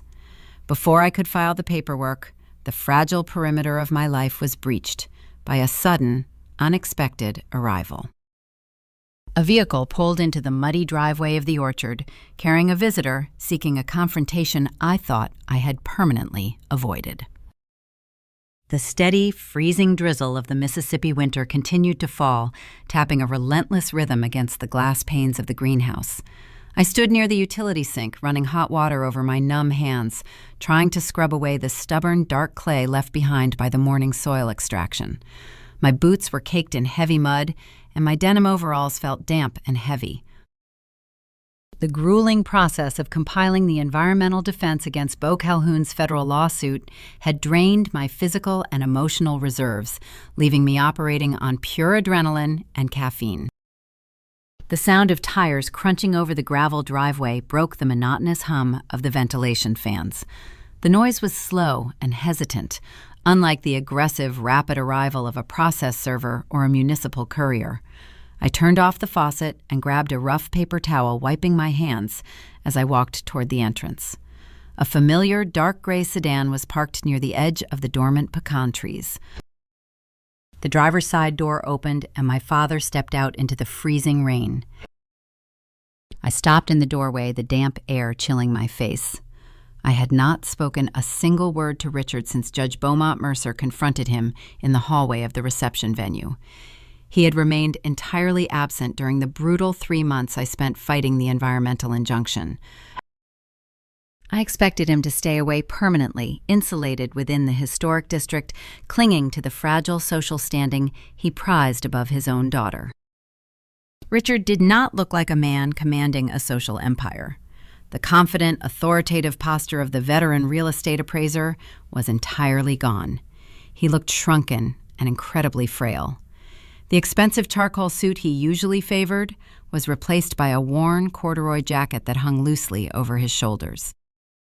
His face was pale, deeply lined with exhaustion, and he appeared to have aged a decade in a matter of months. He walked slowly toward the greenhouse, his expensive leather shoes sinking into the mud he had always despised. I did not step forward to meet him. I stood my ground near the doorway, feeling a sudden, hard knot of anxiety form in my stomach. The last time he approached me in an isolated setting, he attempted to coerce my signature on a commercial easement. My defense mechanisms instantly engaged, expecting another manipulative negotiation or a desperate plea to drop my legal resistance. Addie, he began, his voice lacking its usual gritty resonance. It sounded thin and raspy, a fragile whisper carrying over the sound of the rain. I need to talk to you. I crossed my arms over my chest, creating a physical barrier. I told him he was trespassing on an active commercial farm. I stated clearly that if he was carrying any paperwork from Beau or the zoning board, he needed to leave the premises immediately and contact my attorney. I kept my tone flat and defensive, offering zero emotional concessions. Richard stopped a few feet away from the entrance. He did not produce a legal document. He did not launch into a practiced defense of his actions or attempt to assert his patriarchal authority. He simply looked at me with eyes hollowed out by a profound, encompassing despair. "The casino project is collapsing," he said, his voice cracking slightly. "The primary lenders initiated the forensic audit yesterday. Beau missed the extension deadline. The bank auditors found the discrepancies in the ledgers. They found the shell accounts." I stared at him, processing the sudden shift in the tactical landscape. The desperate timeline Beau had been fighting to control finally expired. The financial illusion was shattering. Beau is facing federal indictment for bank fraud. Richard continued, a slow, agonizing realization bleeding into his words. The authorities are seizing his assets. Savannah called me screaming this morning. The bank froze their personal accounts. The county is initiating foreclosure proceedings on their estate. They are losing everything. The news should have provided a surge of vindictive triumph. It was the exact karmic retribution I had predicted during the reception. The arrogant developer who attempted to bankrupt my orchard was currently being dismantled by federal regulators. But looking at my father standing in the freezing rain, visibly crumbling under the weight of the disaster, I felt no joy. I felt a complex, tragic wave of empathy. "I knew about the loans, Dad," I replied, keeping my voice steady despite the sudden tightness in my throat. "You knew he was moving money. You knew he was desperate. That is why you tried to force me to sign the easement. You tried to buy his salvation with my land." Richard closed his eyes, a sharp spasm of grief crossing his features. He reached out, resting a trembling hand against the aluminum frame of the greenhouse doorway, seeking physical support. "I thought he was the shield," Addie Richard confessed, the admission tearing its way out of him. "I spent my entire life terrified of sliding back into the dirt. I grew up with nothing. No heat, no shoes, no respect. When Savannah married a Calhoun, I thought we were finally safe. I thought that name guaranteed we would never have to worry about the bank taking the roof over our heads." He opened his eyes, looking at me with a raw, unfiltered honesty he had never displayed before. "Beau knew exactly what I was afraid of," Richard continued, his voice breaking into a harsh sob. "He used my fear. He told me the casino would secure the family legacy for generations. He told me that if the project failed, the scandal would drag all of us down. He convinced me that sacrificing your orchard was a temporary, necessary measure to protect the greater good. I was so blinded by the terror of poverty that I let a con artist convince me to destroy my own daughter." Tears spilled over his lower lashes, tracking down the deep lines of his face. The stoic, impenetrable patriarch was weeping openly, his chest heaving with genuine, agonizing remorse. It was a profound, deeply messy moment of human frailty. He was not a cartoon villain operating out of pure malice. He was a deeply traumatized man whose desperate pursuit of security led him to commit unforgivable betrayals. I felt my own tears welling up, burning my eyes. The sight of my father crying stripped away the cold litigator persona I had adopted to survive the siege. The little girl, who just wanted her dad to be proud of her agricultural science degree, surfaced, craving the connection he was finally offering. "I am so sorry," Addie Richard wept, his voice dropping to a fragile plea. "I lost my way. I failed you. I was trying to protect the family, and I ended up destroying it.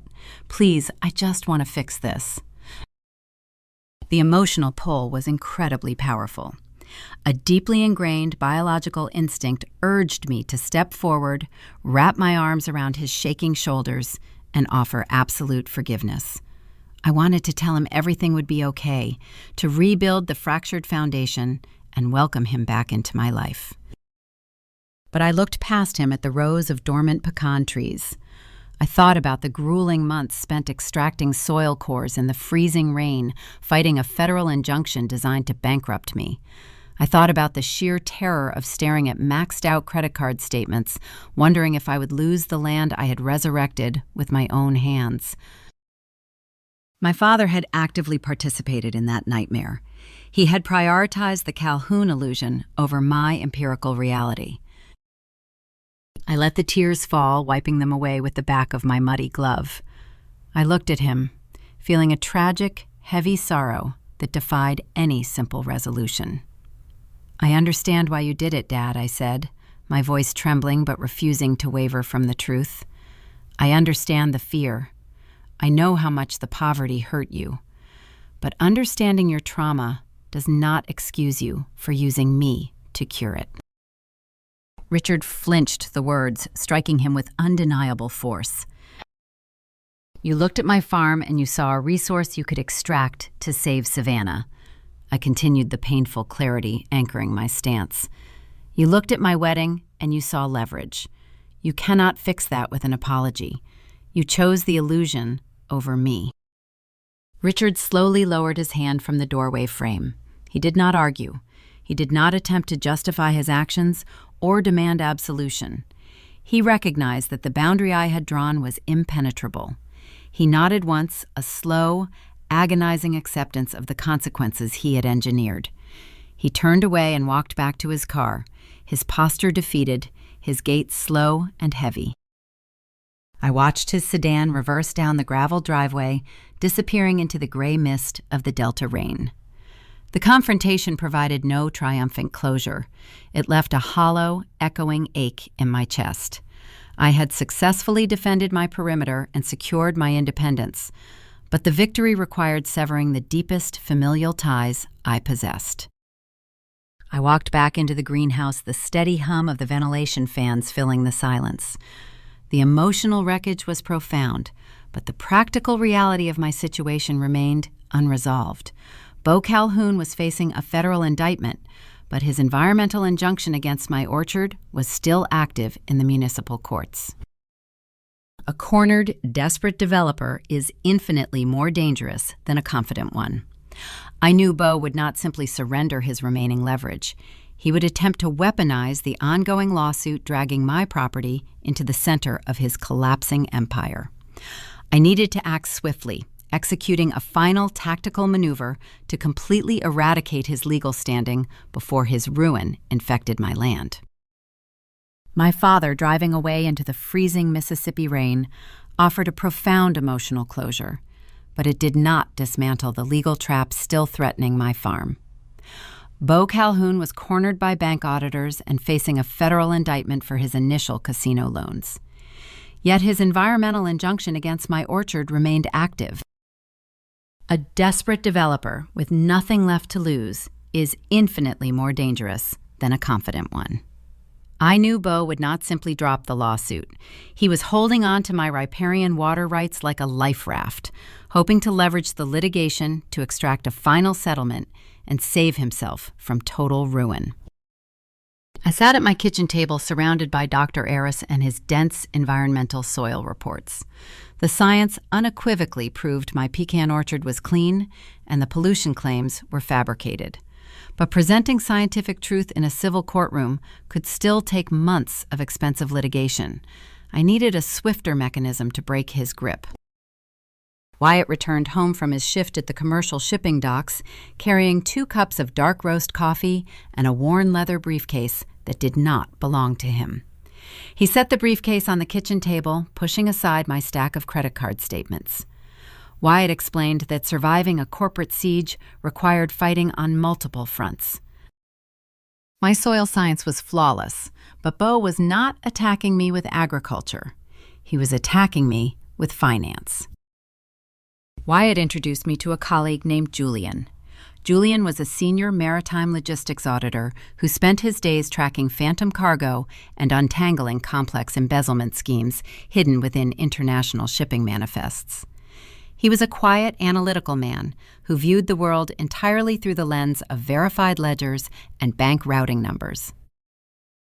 Julian did not care about family drama or Natchez social hierarchies. He only cared about math. Julian opened his briefcase and pulled out a laptop. He asked me a simple, pragmatic question that shifted my entire perspective. He pointed out that retaining high-priced municipal litigators from Jackson to pursue a frivolous environmental injunction requires staggering monthly retainer fees. If Beau was drowning in debt and facing bank foreclosure, where was he securing the liquid cash to fund an aggressive, ongoing lawsuit against my farm? The question hung in the quiet kitchen. Predators do not fight expensive wars without a hidden supply line. Julian accessed a series of municipal public record databases and began running forensic trace routes on the Calhoun Development Corporation. For 3 days, Julian occupied my kitchen table drinking black coffee and dissecting the financial architecture of the casino project. He bypassed the local Adams County registries, knowing they were highly susceptible to political manipulation. Instead, he pulled the federal grant disbursements tied to state maritime infrastructure. On the 4th evening, Julian turned his laptop screen toward me and revealed a devastating reality. He uncovered a financial maneuver that mirrored a rising trend in modern family fraud, where relatives steal identities or leverage unowned assets to secure illicit debt. Beau had not merely applied for a standard commercial loan. He had applied for a highly restricted federal waterfront revitalization grant designed to fund public maritime infrastructure. To qualify for that specific multi-million-dollar grant, a developer must provide empirical proof of secured riparian transit access. Julian opened a digital PDF of Beau's grant application. Attached to the submission in the appendix was a document I recognized instantly. It was the exact preliminary commercial easement my father had ambushed me with in the hallway of the barbecue restaurant. Beau had not waited for my signature. He submitted the preliminary easement document to the Federal Grant Committee, claiming that the Adams County Zoning Board administrative freeze granted him functional municipal control over my lower orchard. He weaponized the local zoning mandate to fraudulently satisfy the federal grant requirements. He effectively stole the legal identity of my property to borrow millions of dollars under false pretenses. When was the last time you realized the person calling you selfish was actually just projecting their own guilt? Let me know below. My parents in Savannah had spent weeks publicly condemning me, calling me greedy and stubborn for refusing to help the family. They painted me as the villain, while Beau was actively committing federal wire fraud using my land as his collateral. The revelation was sickening, but Julian was not finished. He tracked the disbursement of the federal grant funds. The capital was intended to purchase steel pylons and heavy construction equipment for the riverfront casino. Julian showed me the transaction logs. The money never reached a construction vendor. Beau routed the incoming federal funds through a maze of domestic shell companies, eventually wiring the capital into 3 separate offshore accounts located in the Cayman Islands. He was siphoning taxpayer money to build a hidden golden parachute for himself while his domestic empire collapsed. The lingering anxiety that had plagued me for months evaporated. It was replaced by a cold, methodical clarity. I was no longer a victim enduring a siege. I was an auditor preparing a prosecution file. I spent the next 48 hours compiling the evidence. I organized Dr. Addison and his comprehensive soil reports, proving the environmental injunction was a malicious fiction. I combined them with Julian's forensic financial ledgers, the forged grant applications, and the offshore wire transfer logs. I secured the documents inside a heavy 3-ring binder, organizing the data with clinical precision. I did not take the binder to the Adams County Courthouse. I knew the local municipal judges and the local police played golf at the same country clubs my parents frequented. Local authorities possessed too many conflicting interests to handle a scandal of this magnitude. I needed a jurisdiction impervious to Natchez high society. Wyatt drove me 2 hours north to Jackson, directly to the headquarters of the state attorney general. We bypassed the standard intake clerks, utilizing a contact Julian had secured through the Maritime Shipping Authority. We were escorted into a sterile conference room where an assistant state prosecutor named Vance reviewed our submission. Vance was a seasoned investigator who specialized in municipal corruption and white-collar crime. He did not offer warm pleasantries. He opened the heavy binder and began reading in silence. He reviewed the soil science, the fraudulent grant applications, and the offshore routing numbers. I expected Vance to commend our thorough investigation and promise a swift indictment against Bo Calhoun for defrauding the Federal Grant Committee. I anticipated the relief of finally transferring the burden of prosecution to the state. Vance closed the binder and leaned back in his chair. He removed his glasses and looked at me with a sharp, evaluating intensity. The prosecutor stated that Bo's fraudulent application and the subsequent offshore wire transfers were indeed textbook federal crimes. But he revealed a terrifying twist that explained the entire coordinated assault on my orchard. Vance tapped a specific page in the financial ledger. He pointed to the routing numbers associated with the 3 offshore accounts in the Cayman Islands. The prosecutor explained that his office had been running a covert surveillance operation on those specific accounts for over a year. Those offshore accounts did not belong to Bo Calhoun. They did not belong to anonymous foreign investors. Vance revealed that the routing numbers were directly tied to a shadowy holding company managed by the chairman of the Adams County Municipal Zoning Board. Bo was not funneling the stolen grant money into a personal golden parachute. He was using the federal funds to systematically bribe the exact municipal officials who had orchestrated the ambush at my zoning hearing. The administrative freeze placed on my pecan harvest was not a routine bureaucratic delay. It was a purchased verdict. Bo bought the municipal mandate to starve me into bankruptcy, and he paid for the bribe using the very grant money he secured by fraudulently leveraging my land. The realization left me breathless. I had believed I was fighting an arrogant developer and a misguided family. I was actually fighting a funded criminal conspiracy operating at the highest levels of my local government. The prosecutor informed me that my forensic binder was the definitive keystone they needed to dismantle the entire corrupt syndicate. The legal nightmare was about to explode into a highly public statewide reckoning, and the people who tried to bury me were standing directly at ground zero. The machinery of the state and federal justice systems does not move with the speed of television dramas. The process is agonizingly slow, relying on quiet subpoenas and sealed grand jury testimony. Wyatt and I returned to Natchez, leaving the heavy binder of financial ledgers and soil science in Jackson. We did not alert the local authorities or speak to the press. We simply went back to work, waiting for the trap to spring shut. The first indicator of the shifting tides arrived via certified mail 2 weeks later. The Adams County Zoning Board issued a terse, one-page letter formally withdrawing the administrative freeze on my lower orchard. The chairman, the same man secretly funneling offshore bribe money, signed the retraction.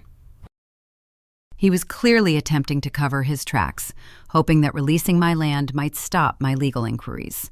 He did not realize the state prosecutor already held his Cayman Islands routing numbers. I was finally legally permitted to run my harvesters, but the autumn yield had already rotted into the wet earth. The damage was done.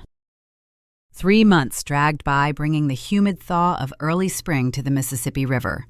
Then the illusion shattered with breathtaking public visibility. On a Tuesday morning, unmarked sport utility vehicles blocked the entrance to the Calhoun Riverfront development site. State troopers and federal agents executed simultaneous search warrants across Adams County.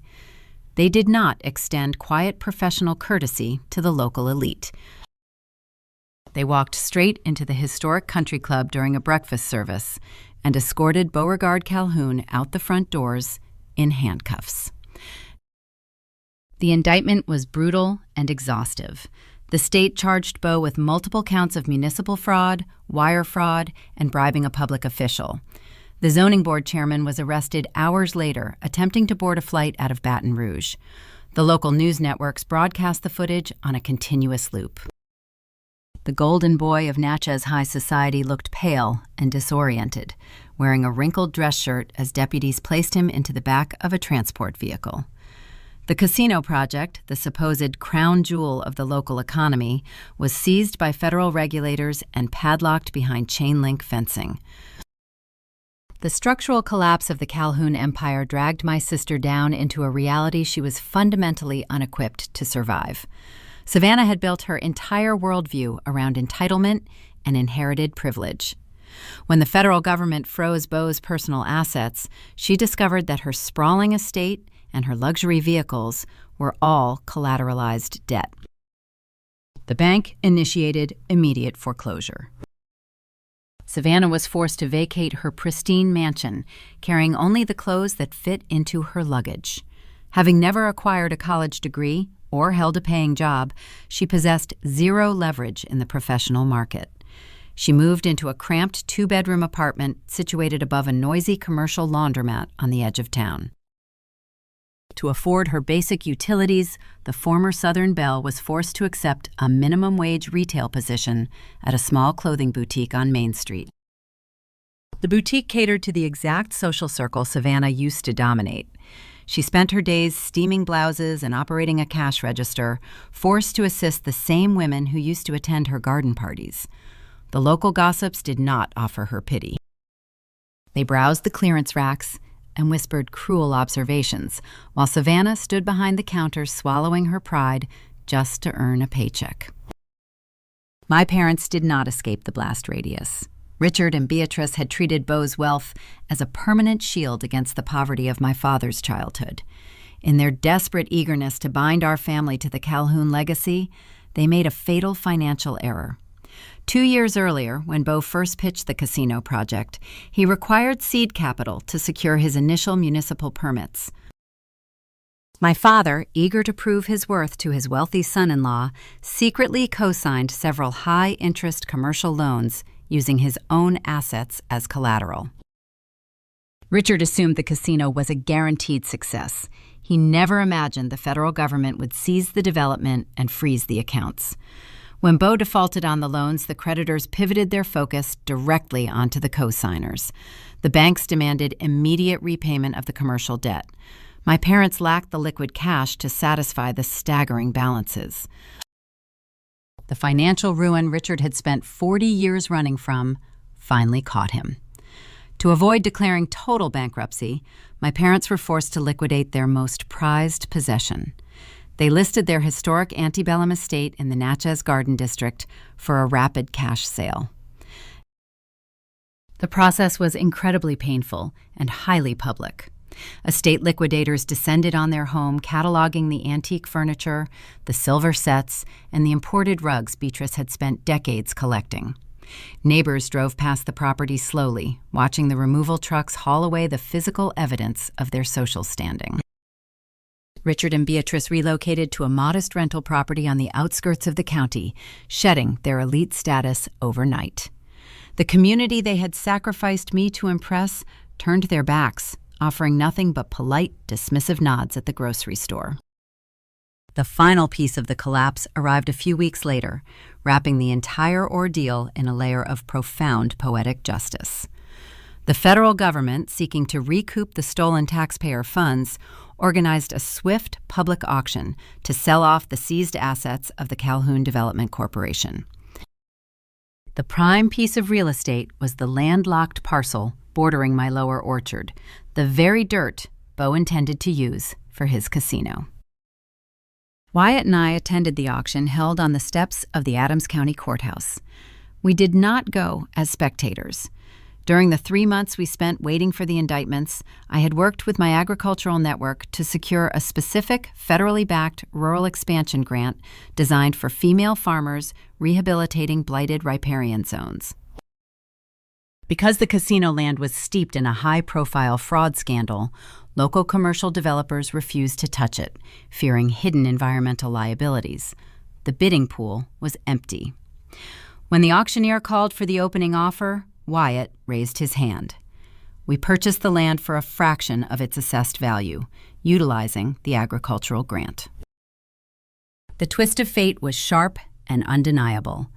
Beau had attempted to steal my orchard to build his fraudulent empire. Instead, his arrogance triggered a federal investigation that stripped him of his freedom and his assets. The very land he purchased to construct his casino was now legally deeded to me. Wyatt and I stood on the muddy riverbank the following morning, looking out over the expanded property line. I was already calculating the soil amendments required to plant a new grove of Elliott pecan trees directly over the footprint of the seized casino. The people who tried to bury me were left with nothing but their debts, while I took the dirt they abandoned and prepared to make it grow. The long, exhausting war was over, but a quiet season of planting was just beginning. 1 year later, the autumn air in the Mississippi Delta carried a distinct crispness that cut through the lingering summer humidity. I sat behind the wheel of a bright orange mechanical tree shaker, gripping the heavy steering levers.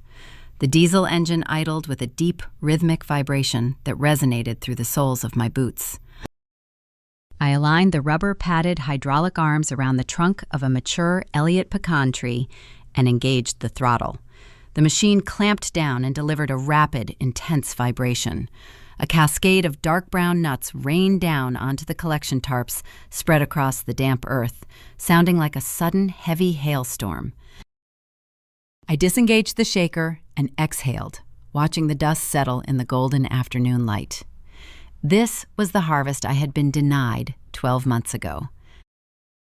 I drove the tractor down the long, straight rows of the lower orchard bordering the river. The administrative freezes, the environmental injunctions, and the zoning board mandates were distant memories, buried beneath a year of relentless manual labor. The land belonged to me, free and clear. Just beyond the mature trees stood the newly acquired acreage, the parcel where Beau Calhoun once intended to pour a concrete casino foundation. Instead of steel pylons and asphalt, the ground was populated by neat geometric rows of fragile green saplings. They were young and vulnerable, but their roots were already digging deep into the river loam. Wyatt and I had spent our spring evenings planting them by hand, securing the perimeter of our expanded farm. We owned the soil, and nobody possessed the leverage to take it away. The peace I found in the orchard was a hard-earned currency, paid for with the permanent fracture of my biological family. The social physics of a town like Natchez dictate that you can never truly avoid the people you share a history with. The geography is simply too tight. A few weeks prior, I drove my truck into town to purchase burlap shipping sacks and replacement tractor fluids from the local agricultural supplies store. As I walked out of the sliding glass doors carrying a heavy cardboard box, I saw my parents. Richard and Beatrice were walking across the sun-baked asphalt of the parking lot, heading toward a small, compact sedan that had replaced their luxury vehicles. My father looked older, his posture curled inward, as if he were constantly bracing against an invisible headwind. He wore a faded flannel shirt, a stark departure from the tailored suits he once utilized as armor. Beatrice walked beside him, carrying a reusable grocery tote, her face drawn and tight, losing the polished sheen of the Garden District elite. We noticed each other at the exact same moment. The space between us across the parking lot felt charged with a heavy, complicated gravity. I did not feel a surge of vindictive triumph seeing them reduced to the very working-class existence they had spent their lives running from. I felt a hollow, lingering ache. Richard paused, his hand hovering over the door handle of his car. He looked at me, his expression a tragic mixture of recognition and profound regret. I did not smile, I did not nod or offer a polite wave. I held my box of supplies, feeling the weight of the boundary I had drawn. Richard broke the contact first, lowering his head and slipping into the driver's seat. Beatrice followed, without looking back. Watching their taillights disappear down the county road, I understood a brutal truth about enforcing boundaries. American culture often frames walking away from toxicity as a joyous, empowering liberation. It is portrayed as a triumphant victory, where the protagonist rides off into a golden sunset without looking over their shoulder. The reality is far more somber. Enforcing a boundary against the people who raised you requires an agonizing period of mourning. You do not just mourn the relationship you severed. You mourn the parents you deserved but never actually possessed.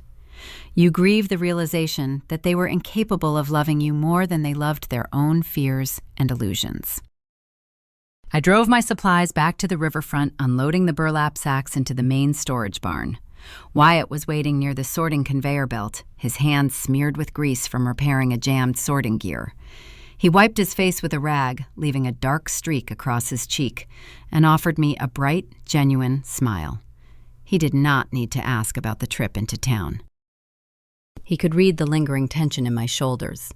He stepped forward, wrapping his arms around me, pulling me into a grounding embrace.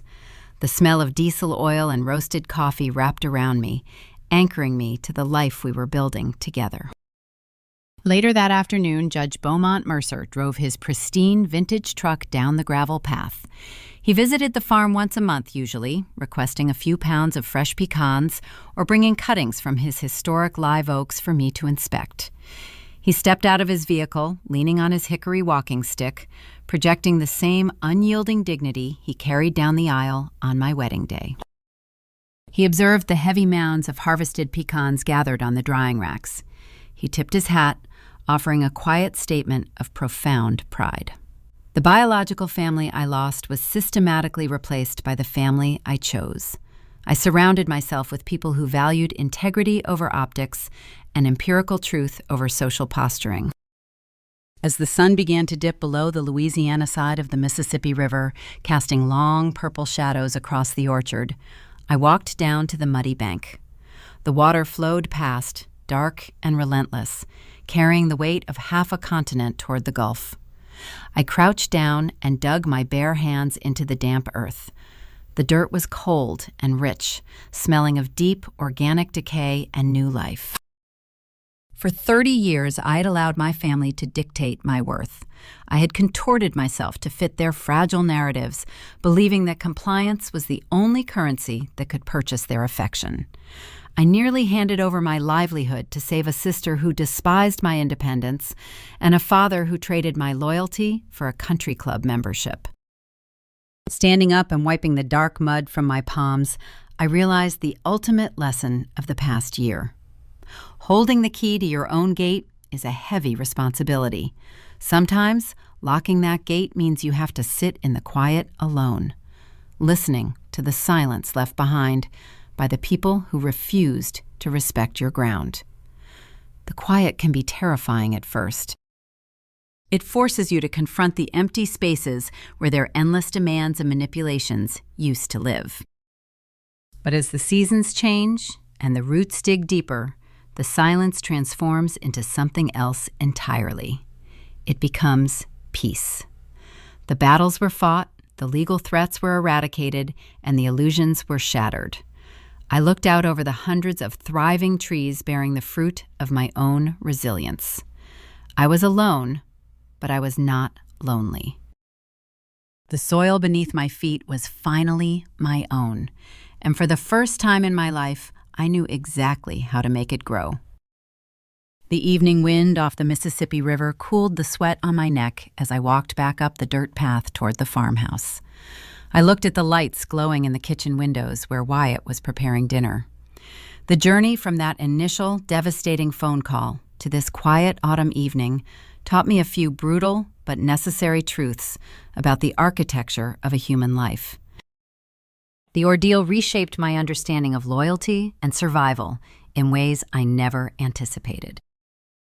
First, I learned that a boundary is not an act of aggression. It is a mandatory act of preservation. If you allow people to treat you as a renewable resource, they will harvest your energy, your finances, and your peace until there is nothing left but dry dust. You have to be willing to lock the gate to your life, even if the people banging on the other side share your blood and demand entry.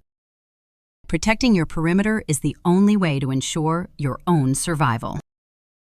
Second, I discovered that you cannot cure another person's generational trauma by sacrificing your own stable foundation. My father was terrified of poverty, and my sister was terrified of losing her manufactured social status. I spent years feeling an unearned guilt for their persistent anxieties, but pity is a terrible reason to surrender your land. You can profoundly understand why someone is broken without setting yourself on fire to keep them warm. Their healing is their own responsibility. Third, I realized that true family is an entirely elective network. A shared last name does not guarantee loyalty or basic respect. Real family is defined exclusively by the people who stand beside you when the floodwaters actually rise. It is people like Wyatt who shield you from the treacherous current, and people like Judge Mercer who step out of the crowd to offer their arm when the rest of the world turns away. They are the deep roots that anchor you securely in the storm, while the superficial social connections simply wash down the river. Finally, I learned that authentic personal growth is rarely a glamorous process. We spend an exhausting amount of effort trying to polish our lives for a public audience, constantly seeking validation from people who do not actually matter to our daily existence. But real resilience happens in the dark, muddy, uncelebrated moments. It is forged when you are extracting soil samples in the freezing rain or sitting alone in the quiet aftermath of a painful but necessary choice. The dirt is where the actual living takes place, and you should never apologize for having mud on your boots. My name is Addison, and I am deeply proud of the soil I stand on today. Thank you for listening to my journey here on Maya Tells Stories. If my experience resonated with you today, or if you have ever had to draw a hard line to protect your own peace, please consider subscribing to the channel right now. Your subscription is not just a digital click. It is a vital and deeply appreciated support that helps this channel be maintained and further developed, allowing Maya the Storyteller to continue bringing you other captivating stories about real people navigating the messy, beautiful truth of life. By subscribing, you ensure this platform continues to grow and share narratives that empower and inspire. Please share your thoughts in the comments below, because your unique voice helps build this incredible community. Take care of your roots, protect your ground, and I will see you in the next story.